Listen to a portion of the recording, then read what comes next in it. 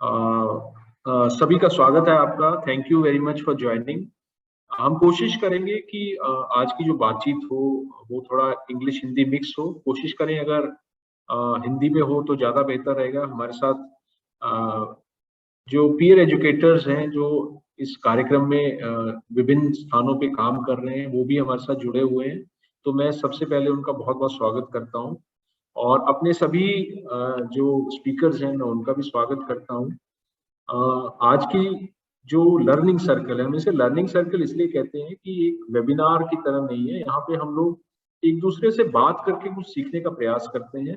और आज का जो लर्निंग सर्कल है, strengthening facility based intervention to improve health outcomes among adolescents, a case of adolescent friendly health clinics, इसको लेके हम बात कर रहे हैं। अर्थात जो किशोरों के बीच में स्वास्थ्य के परिणाम के सुधारों को लेके हम बात करते हैं, उसमें सुविधा आधारित, तो सुविधा आधारित की जब हम बात करेंगे तो एडोलेसेंट फ्रेंडली हेल्थ क्लिनिक्स जो हैं उसके संदर्भ में हम समझने का प्रयास करेंगे कि किस प्रकार से हमारे जो किशोर और किशोरियां जिनको हम 10 से 19 वर्ष की आयु वर्ग में रखते हैं उनके साथ उनके क्या अनुभव हैं और वो किस प्रकार से इन सर्विसेज को वहां से प्राप्त कर रहे हैं। आज की कार्यशाला प्रिया संस्था, ममता, मार्थाफेल फाउंडेशन, गुरुग्राम यूनिवर्सिटी और centre for SHLC, centre for sustainable healthy and learning cities and neighbourhoods, Glasgow university के तत्वाधान में हम लोग इसको ऑर्गेनाइज कर रहे हैं। जैसा कि आप जानते हैं कि जब हम एडोलेसेंट फ्रेंडली हेल्थ क्लिनिक की बात कर रहे हैं और जब हम बात कर रहे हैं कि इसमें किशोरों को लेके, तो मैं थोड़ा सा आपको इसका बैकग्राउंड बता दूं। 7 जनवरी 2014 को राष्ट्रीय किशोर स्वास्थ्य कार्यक्रम की शुरुआत की गई थी। और ये आप जैसा कि आप लोग जानते होंगे और जो नहीं जानते, ये कार्यक्रम जो है वो स्वास्थ्य और परिवार कल्याण मंत्रालय भारत सरकार के द्वारा चलाया जा रहा है। इस कार्यक्रम में 10 से 19 वर्ष की जो लड़के हैं, जो किशोर और किशोरियां हैं, लड़के और लड़कियां हैं, उनके लिए विभिन्न सेवाओं को प्रदान किया जाता है। और उसके लिए स्वास्थ्य सुविधा केंद्रों और समुदाय में उपलब्ध सेवा जो प्रदाता है, जो एएनएम है, आंगनवाड़ी वर्कर हैं, आशा वर्कर हैं, उनके माध्यम से एडोलेसेंट फ्रेंडली हेल्थ क्लिनिक, जो कि मुख्यतः जो आपके कम्युनिटी हेल्थ सेंटर्स हैं या छोटे हॉस्पिटल्स हैं वहां पे खोले गए हैं। वहां पे 6 प्रकार के हस्तक्षेप जो हैं, 6 प्रकार के जो कार्यक्रम हैं उनको यहाँ से सुविधा वो प्राप्त की जा रही है, जिसमें हम सबसे सेक्सुअल एंड रिप्रोडक्टिव हेल्थ की बात करते हैं, यौन और प्रजनन स्वास्थ्य। दूसरा मेंटल हेल्थ की अगर हम बात करें तो मानसिक और भावनात्मक स्वास्थ्य की बात करते हैं। कैसी हमारी जीवन शैली हो, स्वस्थ जीवन शैली हो, हिंसा मुक्त जीवन हो, वायलेंस ना हो, जिसमें हम जेंडर बेस्ड वायलेंस की भी बात करते हैं। और न्यूट्रिशन के एस्पेक्ट्स को लेके हम इसमें बात करते हैं, बेहतर पोषण स्तर की, और जो ड्रग एब्यूज की, नशा वृत्ति से रिलेटेड जो भी है उसको लेके हम बात करते हैं। तो ये सेवाएं एडोलेसेंट फ्रेंडली हेल्थ क्लिनिक के माध्यम से अलग अलग स्थानों पे दी जा रही है। और आज का जो हमारा कार्यक्रम है, आज की जो हमारी चर्चा है, उसका सबसे महत्वपूर्ण बिंदु यह है कि इसमें जो प्रैक्टिशनर्स हैं, जो फील्ड में काम कर रहे हैं और हमारे साथ वो पीयर एजुकेटर्स इस कार्यक्रम में वो बताएंगे जब आगे चर्चा बढ़ेगी कि पीयर एजुकेटर्स का क्या रोल है, फैसिलिटेटर्स का क्या रोल है, सिविल सोसाइटी का इसमें क्या रोल है, उसको लेके काम करने का प्रयास कर रहे हैं। तो इससे पहले कि मैं आगे बढ़ूं, थोड़ा सा मैं आपको इस कार्यक्रम का बैकग्राउंड भी बता देता हूं। जैसे मैंने बताया कि प्रिया और SHLC के साथ मिलके हम, और गुरुग्राम यूनिवर्सिटी के साथ मिलके प्रिया गुरुग्राम की 5 जो इनफॉर्मल सेटलमेंट्स हैं, जिसको हम अनौपचारिक बस्तियां या आप स्लम के नाम से भी जानते हैं, वहां पे हम लोग काम कर रहे हैं। और यहाँ पे हमने पिछले 1 वर्ष में कुछ हस्तक्षेप किए हैं, कुछ इंटरवेंशंस किए हैं वहां पे एडोलेसेंट जो बच्चे हैं उनके साथ हम लोगों ने, और समझने का प्रयास किया है कि वहां पे किस प्रकार की सुविधाएं उनको एडोलेसेंट फ्रेंडली हेल्थ क्लिनिक के माध्यम से मिल रही है। लेकिन आप ये भी जानते हैं कि पिछले लगभग 1.5 साल से, अभी 1.5 साल से भी ज्यादा हो गया, और कोविड को लेके जिस तरह की स्थितियां बनी और जिस तरह से पूरा जो हेल्थ स्टाफ था, जो पूरी मशीनरी थी, वो कोविड के हस्तक्षेपों में उनका इन्वॉल्वमेंट ज्यादा रहा। तो ये सर्विसेज जो मिलनी चाहिए, जो मैंने अभी आपको बताया, ये सर्विसेज कहीं ना कहीं उन बच्चों को तक नहीं पहुंच पा रही है। लेकिन जिस प्रकार के हालात बने कोविड के दौरान और जिस प्रकार की सुविधाओं की आवश्यकता थी, और सबसे महत्वपूर्ण जिसमें अगर हम मेंटल हेल्थ की बात करते हैं, दूसरी जो बहुत सारी चीजें हैं, चाहे न्यूट्रिशन की बात करते हैं, ये चीजें, ये भी इन चीजों से जुड़ी हुई थी। और हम जिस समुदाय की बात, जिस वर्ग की, समाज के जिस वर्ग की बात कर रहे हैं, वहां पे बहुत स्थितियां इस तरह की बनी। जब लॉकडाउन हुआ तो लोगों के पास जॉब नहीं था, और उसकी वजह से जो न्यूट्रिशनल एस्पेक्ट है उस पर तो असर पड़ा ही, उसके साथ मेंटल हेल्थ और वेल बीइंग को लेके भी बहुत ज्यादा समस्या आई। और उसी की वजह से अगर आप देखेंगे तो उसके कुछ परिणाम जो है वो आपको वायलेंस के रूप में भी, चाहे डोमेस्टिक वायलेंस के रूप में देखें या जेंडर बेस्ड वायलेंस के रूप में देखें, वहां पे भी हमको वो देखने को मिले हैं।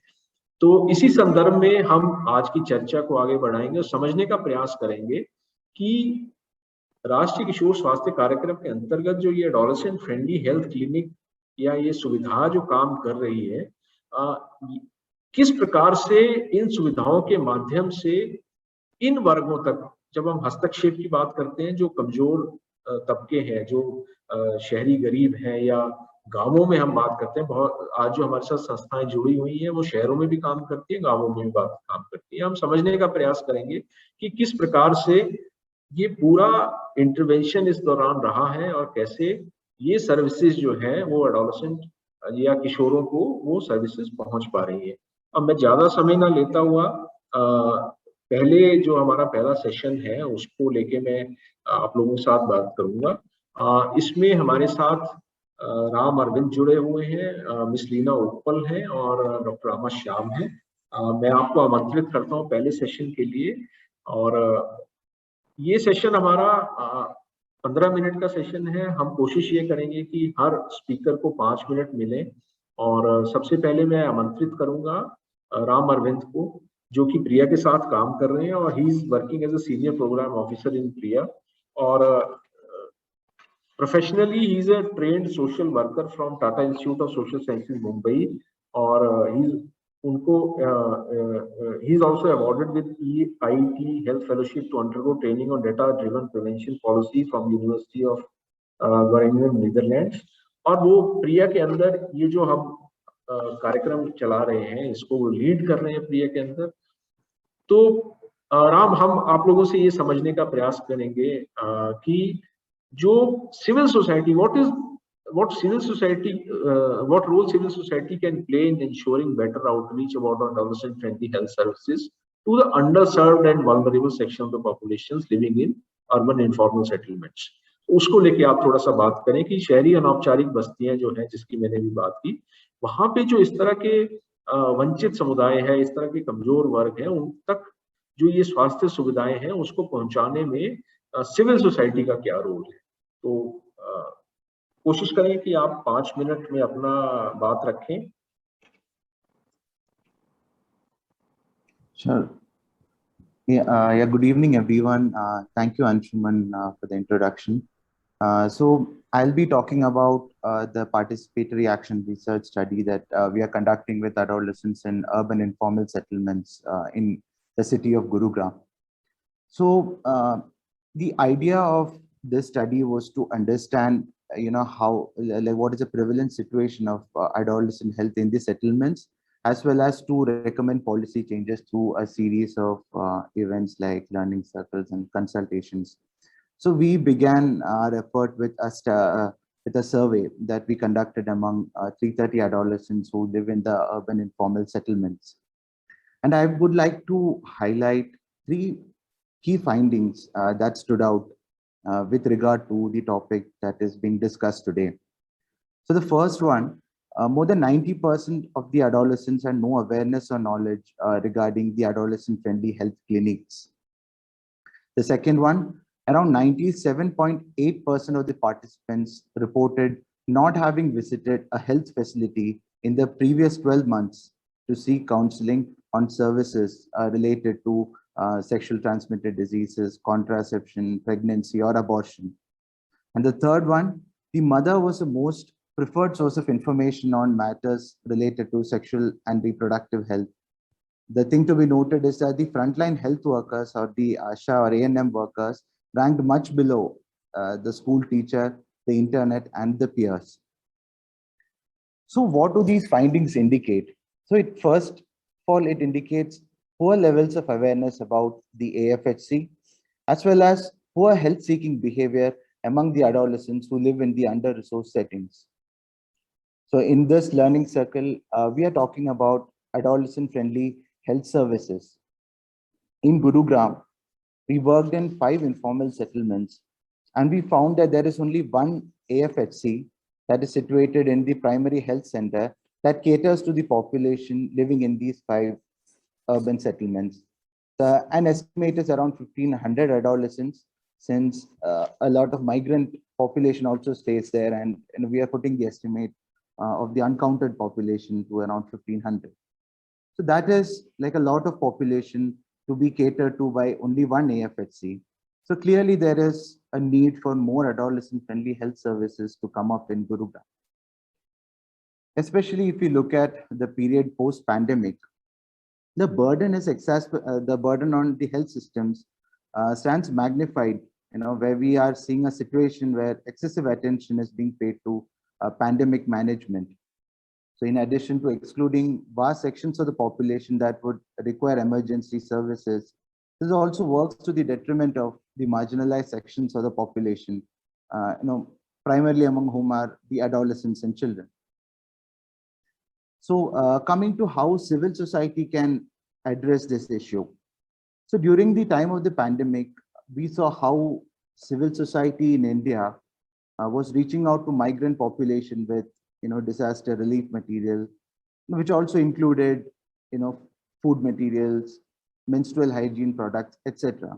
However, during the second wave of the pandemic, even the civil society response was also hindered to a certain extent, not completely, but yeah, it was not enough to ensure that the adolescents can get wholesome access to nutrition or menstrual hygiene products. So as civil society, so in addition to ensuring supply of food, it is also important to draw up a strategy where adolescents can be linked to health services.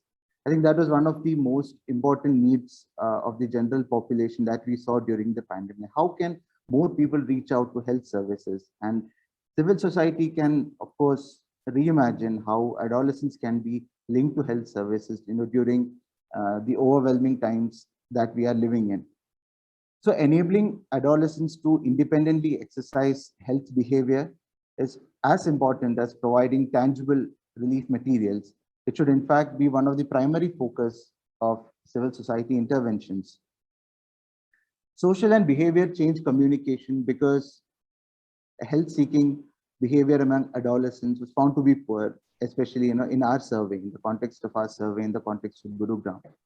So SBCC materials can be developed that can target, it already targets important aspects of adolescent health like SRH, nutrition, violence, and mental health. But there needs to be, RKSK guidelines or materials that can be demystified and given to the adolescents with, of course, details about how they can access the service, the location of the services. So as part of our research study, we are developing RKSK guidelines. I mean, we have demystified the RKSK guidelines for ease of understanding by the adolescents, but also we have included the address of the local AFHC and the contact of the relevant city health officials, the timings during which they operate. So I think social behavioral communication could be one of the ways in which the uptake of AFHC services can be increased. Today, we are joined by the peer networks, the Sathiyas who work in local communities as the bridge between the community and the formal health services. So in fact, strengthening the peer networks or the Sathiyas in local communities is a good idea to target adolescents who are not able to access health services. The civil society can, of course, provide technical and capacity building support to develop a cadre of such peer adolescent peers in the community, so that the hesitancy among adolescents to seek healthcare can also be targeted.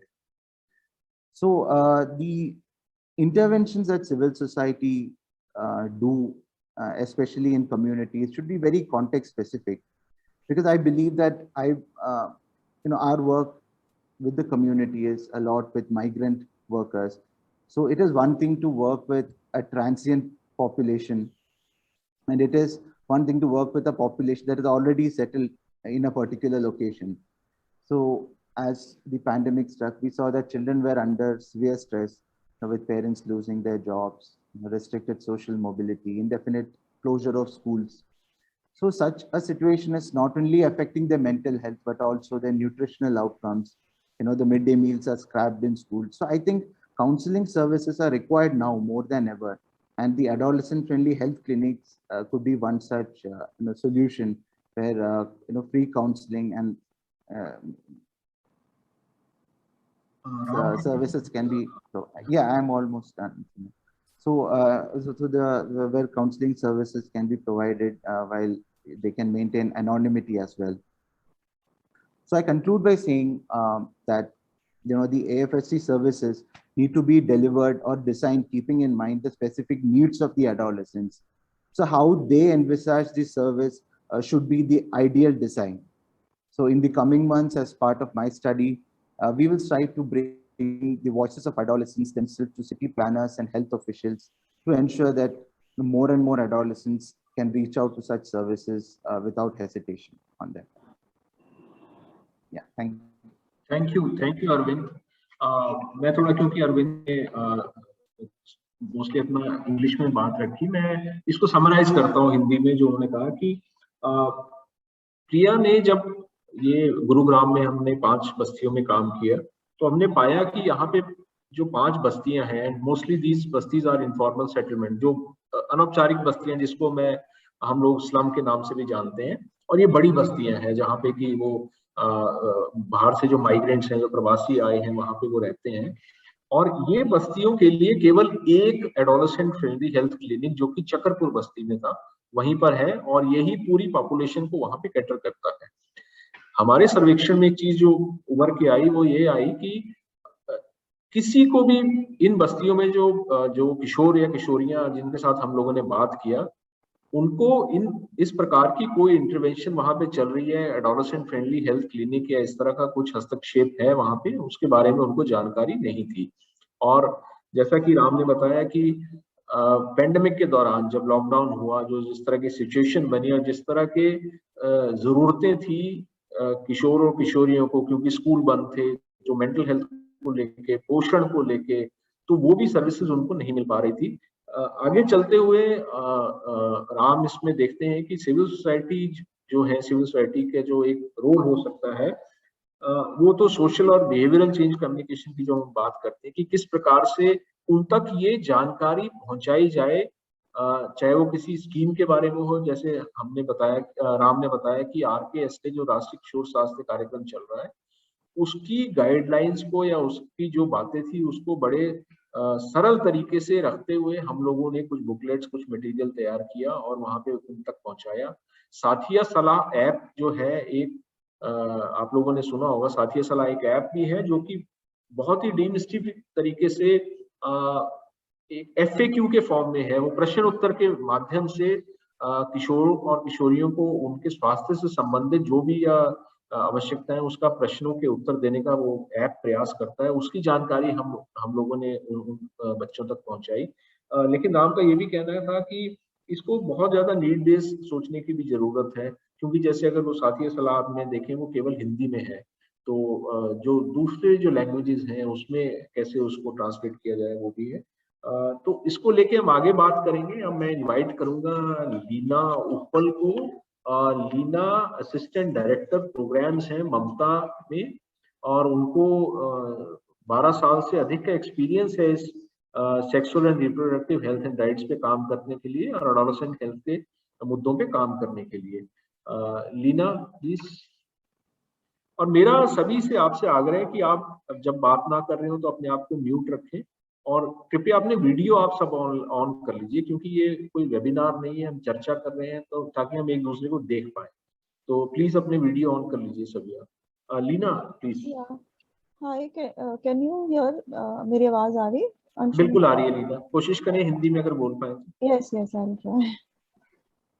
मैं भी थोड़ा mix करके चलूंगी, बहुत okay. ज्यादा हिंदी मेरी perfect नहीं है, but okay. मैं ना थोड़ा सा एक छोटी सी स्क्रीन दिखाना चाह रही थी, because I think I have just try to simply put in some of the work that Mamta has done. दोनों एक्सेस ले लीजिए आप। Sorry, should I send it to somebody? I'm not able to understand. ये आप दिखा सकते हैं। Can I share the Lina, screen? yeah, Lina, you are the co-host. You can share this. Okay, give me 1 second.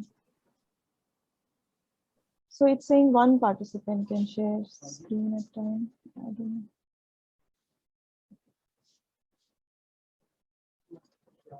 Yeah, is it there? My Yes, screen? yes, yes. Okay. ठीक है. Okay, thank you so much, and Anshuman, Ram, and the whole Priya team. Thank you so much for giving this opportunity. So I will very quickly try and only speak about what हम लोग ये जो एक technical support RKS के programme को कर रहे हैं 5 डिस्ट्रिक्ट्स में, जो कि हाई प्रायोरिटी डिस्ट्रिक्ट्स हैं यूपी के, Bahraich, Gonda, Shravasti. These are very interior और बहुत रूरल डिस्ट्रिक्ट्स हैं। यहाँ के जो adolescent health indicators are very poor. Child marriage is very high.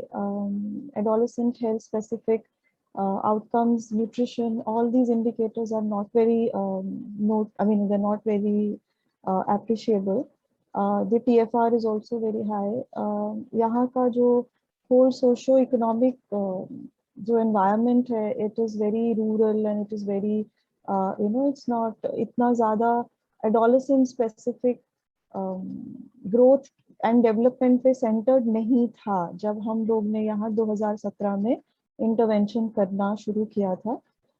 राष्ट्रीय किशोर स्वास्थ्य कार्यक्रम का प्रोग्राम इन 3 डिस्ट्रिक्ट्स, जो बहुत ही हाई प्रायोरिटी डिस्ट्रिक्ट्स हैं, रूरल डिस्ट्रिक्ट्स हैं, और 2 थोड़े से अर्बन डिस्ट्रिक्ट्स हैं जैसे श्रावस्ती और Lakhimpur.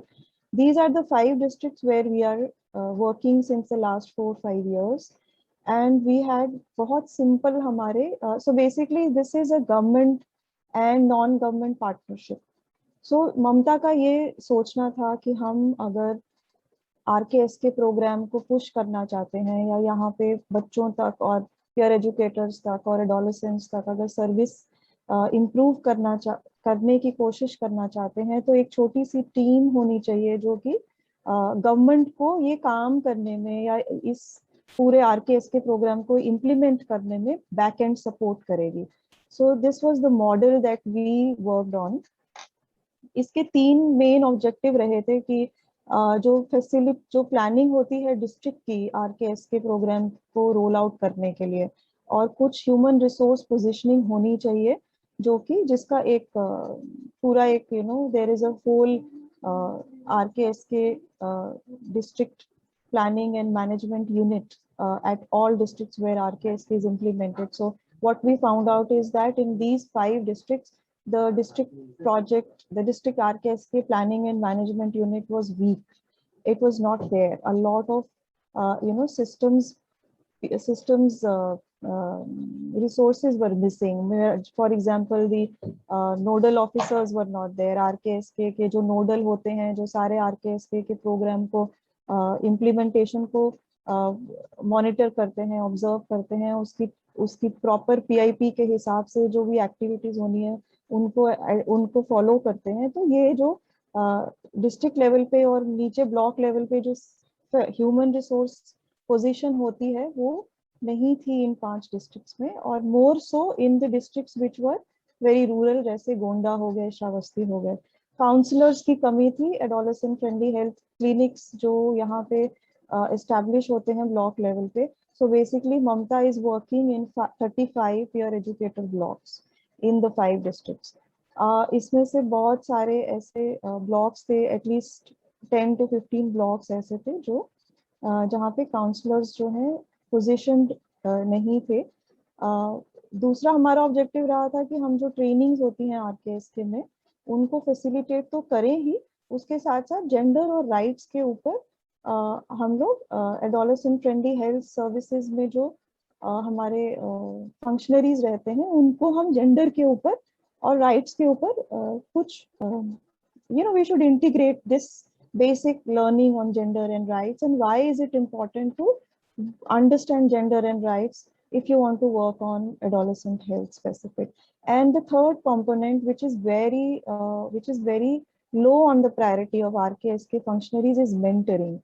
I think one important point जो RKSK के program में बहुत ज़्यादा it's not seen as a priority because बहुत सब programs में targets रहते हैं, लेकिन मेंटरिंग और सपोर्टिव सुपरविजन का जो बात है, जो एमओ के नीचे जो लोग हैं उनके नीचे जो लोग हैं ANMs हैं, ANMs के नीचे पीयर एजुकेटर्स हैं, तो एक चेन ऑफ रिपोर्टिंग है, bottom up and bottom up की रिपोर्टिंग है, और टॉप डाउन सपोर्टिव सुपरविजन की जो चेन है वो नहीं एग्जिस्ट करती थी. So in these three objectives is where we found that we could contribute and support the district administration in implementing the RKSK program. A very small team, agar aap dekhenge, I'm not able to move my present, okay. Sorry for the interruption. Very small team we put together, ये दिखाने के लिए government को कि बहुत ज़्यादा human resource NGO का नहीं चाहिए और बहुत ज़्यादा इन्वेस्टमेंट भी नहीं चाहिए किसी NGO को किसी डिस्ट्रिक्ट लेवल के RKSK टीम को सपोर्ट करने के लिए. So there were 1 or 2 3 people at the national level, ज़्यादा हमारे एक्सपर्टीज थे डिस्ट्रिक्ट लेवल पे, और 5 डिस्ट्रिक्ट में हमारे 2 ही कोऑर्डिनेटर थे. Since all the work was happening with the district functionaries, the district coordinator had to be somebody who understands smart advocacy. ऐसे coordinator हमें चाहिए थे बेसिकली जो फील्ड की रियलिटी समझते हो, ह्यूमन रिसोर्स के चैलेंजेस को एड्रेस करना जानते हो through advocacy with the most senior level of functionaries at the district level. Better quality और काउंसलिंग अभी अगर बात करें तो जो हमारे डिस्ट्रिक्ट कोऑर्डिनेटर्स हैं उनकी भी नॉलेज बहुत स्ट्रॉन्ग हमको. Why I am insisting on the human resource of the NGO is that the fulcrum जो चेंज हम ला सकते हैं डिस्ट्रिक्ट लेवल पे RKSK इम्प्लीमेंटेशन के लिए, वो सबसे unit of change is the block and the district, where the district coordinator of the NGOs should be of that level of understanding कि वो CMO तक के और डिस्ट्रिक्ट जो आपके डिस्ट्रिक्ट के जो सबसे सीनियर अधिकारी हैं उनके लेवल तक की वो बात रख सके और ग्राउंड रियलिटीज को इतने अच्छे से पहचान सके कि वो एक एडवोकेसी के रोल को निभाने में बहुत मतलब सक्षम हो. So since our model was based on how an NGO can contribute to the to the implementation of the RKSK program of the government, the human resource of the NGO itself becomes very important. My last point is that if you can see, 1 minute, I will just yeah, I think this slide says it all, that हम लोग जब ये team setup किए शुरू में, जैसे अभी राम ने बताया कि आपका बहुत एक एक्सटेंसिव रिसर्च चल रहा है अर्बन एरियाज में. Similarly we started with an extensive research on the knowledge, on the skills, on the understanding of gender, on the understanding of RKSK, or 6 thematic areas of the RKSK among the different functionaries which were existing at that level in the 5 districts. हमने research किया, फिर हमने वहाँ से intervention अपना design किया, and towards the end now as we are closing the model and we are trying to partner जो government of UP के साथ हम एक GO-NGO मॉडल का एक छोटा सा पब्लिकेशन कोशिश कर रहे हैं for implementation and for support to the other organizations working in the country. I think this slide says it all, that these are the activities जो PIP में RKSK प्रोग्राम में फंडेड होती हैं. जिसमें कि वैकेंसीज फिल होनी है, timely preparation of micro plans होने हैं, ब्लॉक लेवल के AFHCs एस्टैब्लिश होनी है, ANMs male counsellors female counsellor AFHC पे पोजीशन होने हैं, है ना। फिर ANM की ड्यूटी रोस्टर बनती है AFHCs के ऊपर, उनकी ड्यूटीज लगती हैं। District coordination, district committee on adolescent health is a very important committee, जो पूरे डिस्ट्रिक्ट की एडोलेसेंट हेल्थ, जिसमें विफ्स आ जाता है, आयरन फॉलिक एसिड की प्रोग्राम आ जाता है, किशोर स्वास्थ्य अभियान आ जाते हैं. There are lots of other adolescent programs which are coordinated. So this committee coordinates these adolescent programs. Then medical supplies, which are, which include albendazole, iron folic acid tablets, contraceptives, adolescent health products like sanitary napkins, pregnancy kits, are to be supplied and freely made available at the adolescent friendly health clinics. I'm just closing with this slide, just 2 minutes more, two, three very, very small points now. So what I'm trying to say is that when we started जब हमने ये काम शुरू किया था, these PIP activities were, somewhere not really high on the priority of the RKSK coordinators at the district implementation, सरकार की जो implementation unit RKSK की है. So then now at the end of the program, or I think at the end of the implementation cycle, what we can say is that 35 say 80 to 90% of the adolescent friend health clinics have been established, and all the quality indicators of the adolescent friendly health clinics in the intervention areas have been मतलब उनकी तरफ the districts have made an effort to get the quality going. And as you can see, a lot of these PIP activities have, मतलब उनकी तरफ हम बढ़ चुके हैं और ये achieve हो चुके हैं.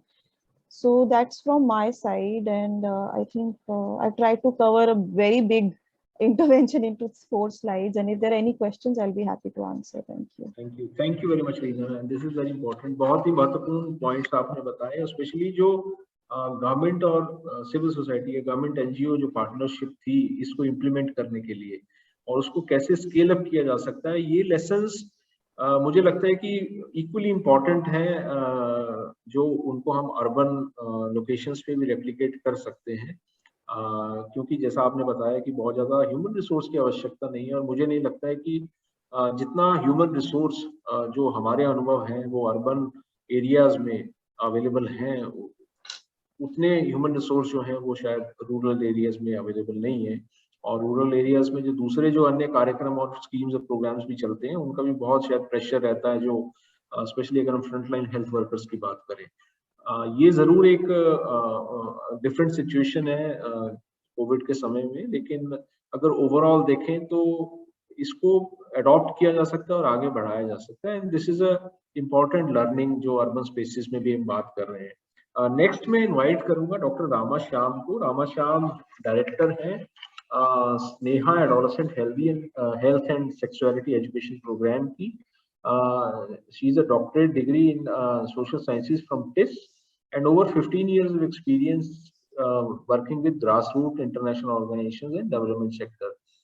तो डॉक्टर रामा श्याम, आपसे हम ये थोड़ा सा सुनना चाहेंगे कि आपने अर्बन स्पेसेस में, स्पेशली धारावी में, आपके किस तरह के एक्सपीरियंसेस रहे और कैसे आपने वहाँ पे इस प्रोग्राम को स्ट्रेंथन करने का कोशिश की, और स्पेशली पेंडेमिक के टाइम में, और जब इसका शायद सबसे ज्यादा आवश्यकता थी जो हम बात कर रहे हैं. Thank you, please go ahead. जी बहुत बहुत शुक्रिया अंशुमन. मेरी आवाज आ रही है? सिर्फ इतना बता दीजिए. बिल्कुल बिल्कुल आ रही है. जी जी जी जी शुक्रिया. तो राम ने जो बताया और लीना ने भी जो अभी हमें बताया, और लीना ने खास करके मुझे लगता है कि ग्रामीण क्षेत्र में जिस तरह से राष्ट्रीय किशोर स्वास्थ्य कार्यक्रम पर काम चल रहा है उस पर उन्होंने जोर दिया. तो मैं आप सबका ध्यान इस ओर आकर्षित करना चाहती हूँ कि जहाँ पर ग्रामीण क्षेत्र में हम ये देखते हैं कि एक स्तर पर चाहे हम एडोलेसेंट फ्रेंडली हेल्थ क्लिनिक कह ले या फिर अर्श, सिर्फ सेक्सुअल एंड रिप्रोडक्टिव हेल्थ को लेकर ही अगर हम कह लें, कुछ तो चीजें हमें होती हुई दिख रही हैं। यहाँ पर गौर करने वाली बात यह है कि राष्ट्रीय किशोर स्वास्थ्य कार्यक्रम का जो दस्तावेज है या उसका जो स्ट्रैटेजी डॉक्यूमेंट है, वो एक बहुत बढ़िया दस्तावेज है। उसमें अगर आप देखेंगे 2014 में जो इसकी शुरुआत की गई थी, इस पर अमल करने की जो बात आई थी, तो दस्तावेज में एक एक चीज निपुण तरीके से बताई गई है, गाइडलाइंस भी दिए गए हैं। साथ ही साथ अगर आप देखेंगे तो किस तरह से मूल्यांकन करना है एडोलेसेंट फ्रेंडली हेल्थ क्लिनिक का, वो सारे इंडिकेटर्स बोलिए या जिस तरह से हम कर सकते हैं, मूल्यांकन के जो पहलू हैं वो भी लिखे हुए है ना। तो दस्तावेज हमारे पास बहुत बढ़िया एक है, सबसे पहली बात ये। अब दस्तावेज होने के बावजूद इस पर हम अमल क्यों नहीं कर पाए हैं या इसको लागू क्यों नहीं कर पाए हैं, मुझे लगता है क्योंकि बाकी सारी चीजें राम और लीना बता चुके हैं, तो मैं इस पर थोड़ा सा आप लोगों का ध्यान आकर्षित करना चाहती हूँ। खास करके अगर आप शहरी क्षेत्र में देखेंगे तो 2018 तक हम देखते हैं कि 7,459 करीब 7,500 क्लिनिक जो है एडोलेसेंट फ्रेंडली हेल्थ क्लिनिक, ये पूरे हिंदुस्तान में हमें बनता हुआ दिख रहा है। लेकिन इसमें काम किस तरह का हुआ है, अगर काम हम देखते हैं तो अभी भी हम सेक्सुअल एंड रिप्रोडक्टिव हेल्थ जो है उस पर हम देख रहे हैं कि उस पर ज्यादातर काम हुआ है।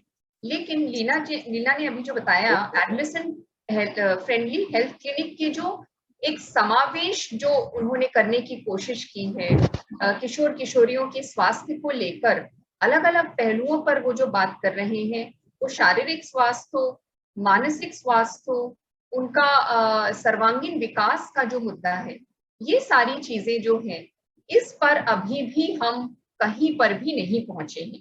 अगर हम देखेंगे सरकारी आंकड़ों के हिसाब से अगर हम देखते हैं, वैसे तो किशोर और किशोरियों को एक बहुत स्वस्थ तबका माना जाता है कि मान लीजिए अगर मैं कोरोना काल की भी बात करूं तो ये देखा जा रहा है कि ज्यादातर बच्चों में हमने सेकंड वेव में भले ही देखा होगा, लेकिन सेकंड वेव में जो आंकड़े आए थे उनको हमें पूरे आंकड़ों की तुलना में देखने की जरूरत है, क्योंकि उसमें बहुत बड़े तादाद के पॉपुलेशन में हमने कोविड फैलते हुए देखा था, तो उसमें तो बच्चे और किशोर किशोरी आ ही जाएंगे।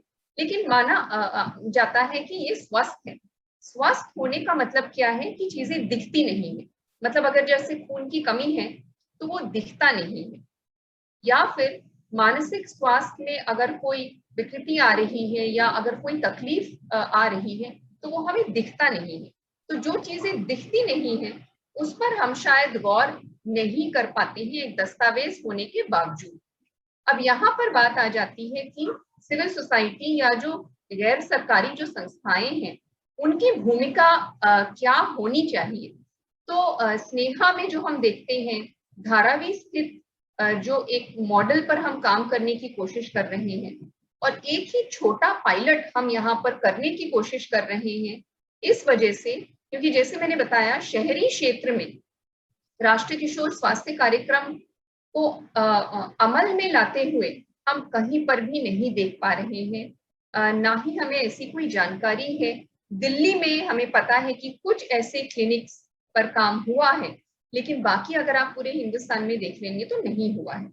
अब ये समझने वाली बात है कि हिंदुस्तान में एक तो जरूरी ये है देखना कि जो पूरा जो ढांचा है हेल्थ सिस्टम का, स्वास्थ्य तंत्र का जो पूरा ढांचा है वो काफी बिखरा हुआ है, तो इसको भी समझने की जरूरत। देखिए राष्ट्रीय किशोर स्वास्थ्य कार्यक्रम एक गाइडलाइन देता है, उस गाइडलाइन को हम हमारे संदर्भ में कैसे उस पर काम करना है वो मिलजुल कर हमें एक गाइडलाइन और उसके अंदर एक माइक्रो गाइडलाइन बनाने की जरूरत पड़ेगी।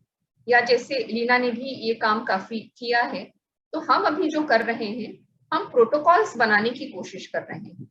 प्रोटोकॉल्स ऐसे धारावी में हम बनाने की कोशिश कर रहे हैं इस पायलट के लिए, जहां पर हम 3 स्तर को देख रहे हैं। हमारे लिए पहला स्तर है प्राइमरी हेल्थ केयर सिस्टम, जहां पर अब बॉम्बे की बात अगर मैं करूं, बॉम्बे में जो municipal corporation of greater Mumbai है, यहाँ पर जो महानगर पालिका है, महानगर पालिका पूरी तरह से जिम्मेदार है स्वास्थ्य संबंधी सारे विषयों पर काम करने के लिए।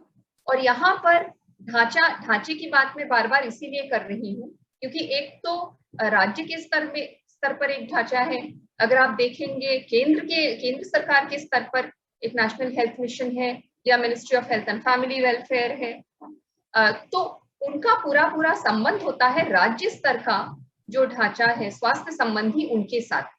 लेकिन चूंकि ये स्टेट सब्जेक्ट होने के साथ साथ एक महानगर पालिका के अंतर्गत भी ये एक विषय आ जाता है, और इसीलिए बॉम्बे जैसे एक बड़े शहर में जहाँ की आबादी इतनी ज्यादा है, यहाँ पर महानगर पालिका पूरी तरह से दारोमदार है स्वास्थ्य संबंधी सारे पहलुओं को देखने के।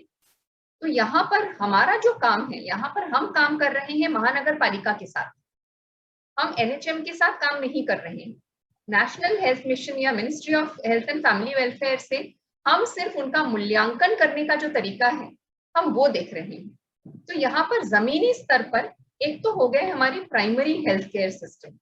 तो सबसे पहले हमने जब एक छोटा सा क्वालिटेटिव तरीके से, गुणात्मक तरीके से हमने जब देखना शुरू किया, और मेरे साथ आज श्रद्धा और अभिषेक हैं जो खुद धारावी से हैं, जब हमने उनसे पूछा कि ये जो हेल्थ पोस्ट है यहाँ पर क्या काम होता है, तो एडोलेसेंट्स या किशोर किशोरियों से हमें ये जवाब मिला कि यहाँ पर तो छोटे बच्चों का टीकाकरण होता है, या जो गर्भवती महिलाएं हैं वो यहाँ पर जाती है, यहाँ पर हमारा क्या काम है, हमारे लिए तो यहाँ पर कुछ नहीं है।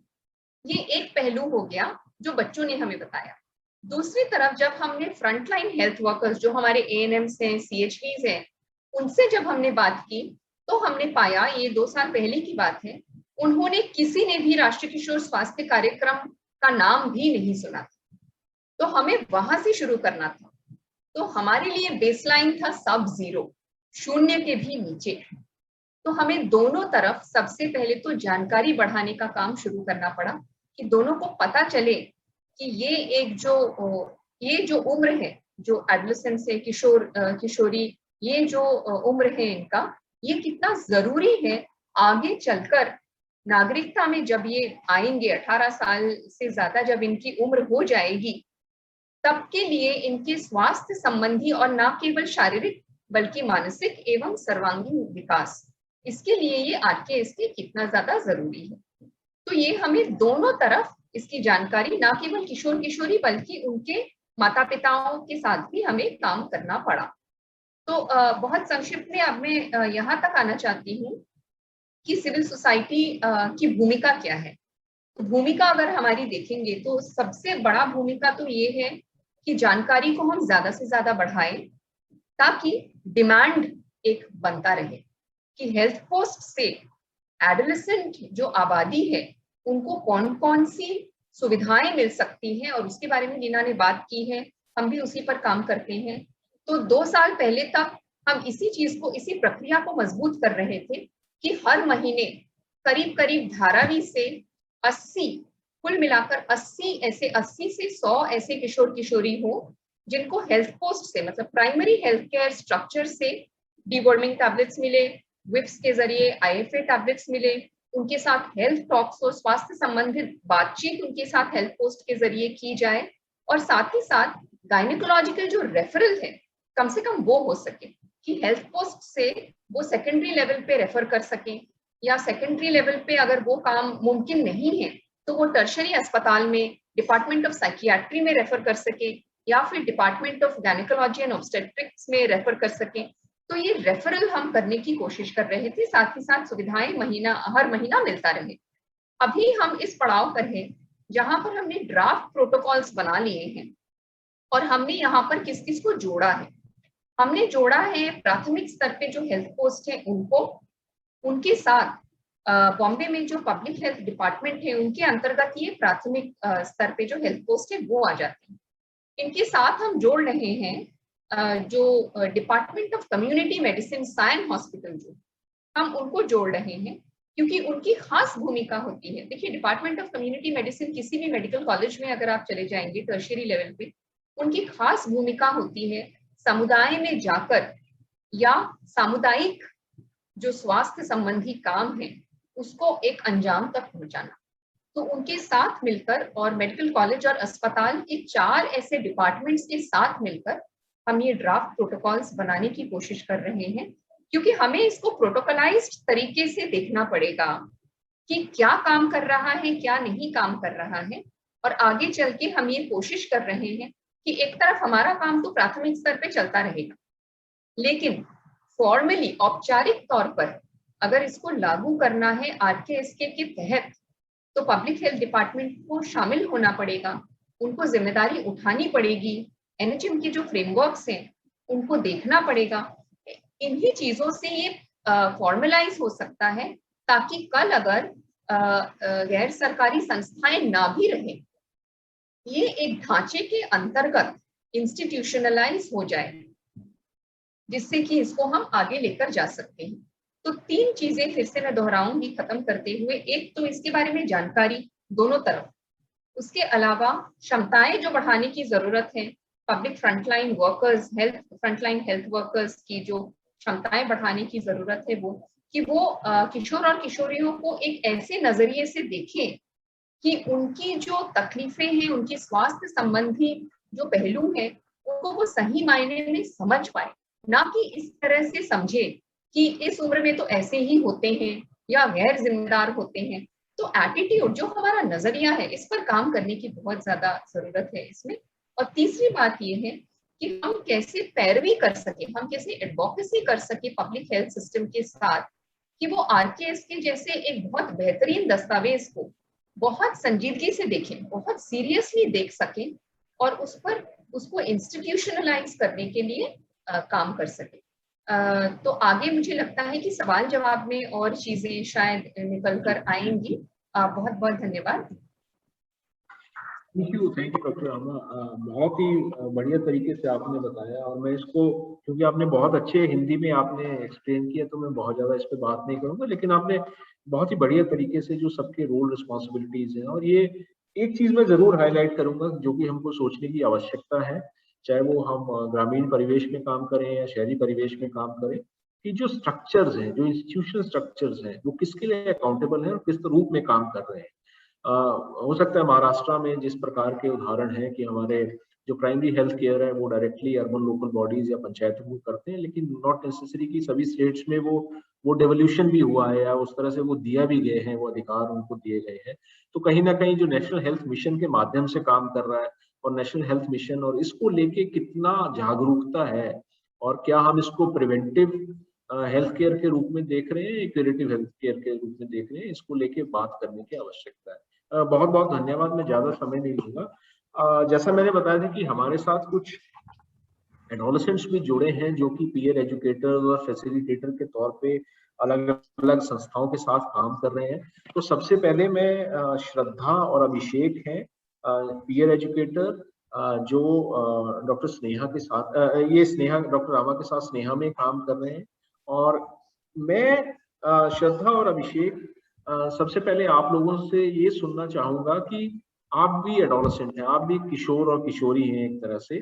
तो जो डॉक्टर रामन ने बात कही कि आपके क्या सोच है इस चीज को लेके, जब चाहे वो आपका स्वस्थ जीवन शैली की बात कर लें या जो यौन और प्रजनन स्वास्थ्य की बात करें, उसमें किस प्रकार की सोच बनती है, और आप कहाँ पे देखते हैं, किसको देखते हैं, जो राम ने शुरू में बात किया कि अवेयरनेस नहीं है या जानकारी नहीं है, या जो जानकारी हमको मिल रही है वो कहाँ से मिल रही है, और उस जानकारी को और पुख्ता करने के लिए आप कैसे देखते हैं कि ये जो एडोलेसेंट फ्रेंडली हेल्थ क्लिनिक है और बेहतर भूमिका निभा सकते हैं।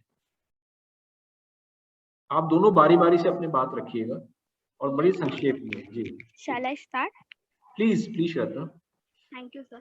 तो जैसे रमा मैम ने बात की कि जो एडोलेसेंस की हेल्थ होती है उसको एक ऐसे नज़र से देखा जाता है कि वो हेल्दी होते हैं, उनको ज़्यादा कुछ बीमारी हो नहीं सकती, या फिर कुछ हो जाए तो लाइक किसी को सर्दी हो जाए या जुकाम हो जाए तो घर में जो रेमेडीज होते हैं, होम रेमेडीज की जाती है, या फिर डायरेक्टली मेडिकल से कुछ दवाइयाँ लाई जाती है। तो किसी को भी मेनली देखा जाए या 90% पॉपुलेशन हो, उनको पता ही नहीं होता कि हेल्थ पोस्ट करके कुछ चीज होती है जो हमारे लिए, और जिनको पता होता है हेल्थ पोस्ट के बारे में, वो मेनली ये सोचते हैं कि किसी भी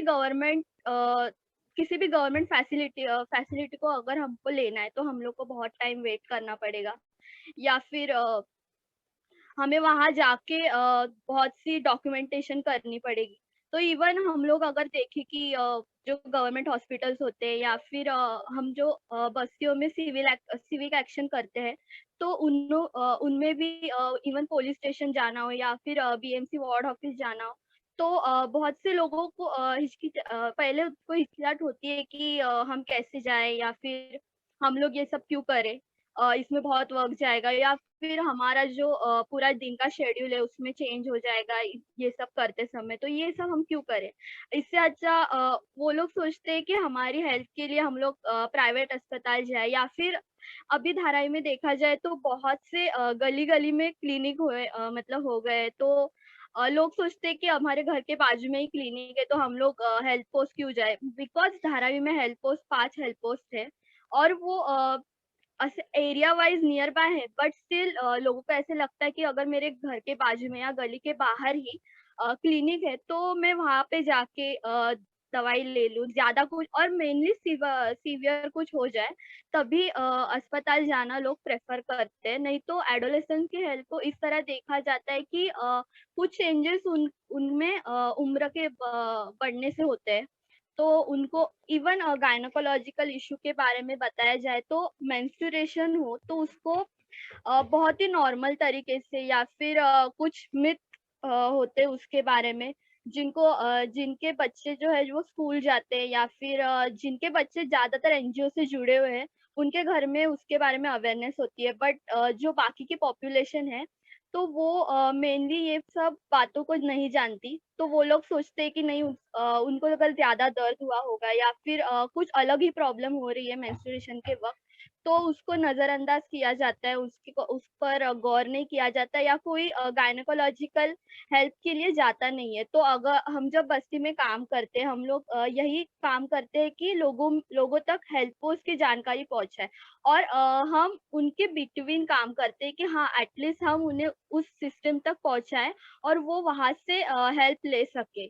एंड ये इम्पोर्टेंट कहना चाहूंगी कि अगर मे बी हम लोग भी अगर स्नेहा से नहीं जुड़ते, या फिर किसी भी तरह की जानकारी हमारे पास नहीं होती सेक्सुअल हेल्थ के बारे में या फिर गायनेकोलॉजिकल हेल्थ के बारे में, तो शायद हम भी लाइक अभी तक यही कर रहे होते कि हम लोग भी हमारे जो हेल्थ है उस पे ध्यान नहीं देते, या फिर जो न्यूट्रिशन की जो हमें जानकारी दी जाती है, या अभी हम बस्ती में जाके हमसे जो छोटे बच्चे होते हैं उनको जानकारी देते हैं, तो वो शायद हमें भी पता नहीं होता। तो ये एक बात है कि जनरल लेवल पे अवेयरनेस नहीं है। अगर कोई एनजीओ हो या फिर जहाँ पे हेल्थ पोस्ट में अभी हेल्थ टॉक्स होती है जैसे रमा मैम ने बताया, तो वहां पे ही ये सब हो रहा है। बट अगर ये एफकेसी हो जाए, क्लिनिक्स आ जाए, तो मे बी मुझे लगता है कि ये सब जो वर्क अभी तक हो रहा है उसमें बढ़ोतरी होगी, और जो इश्यूज जो मेंटल हेल्थ जैसे इश्यूज है या फिर गायनेकोलॉजिस्ट इश्यूज है,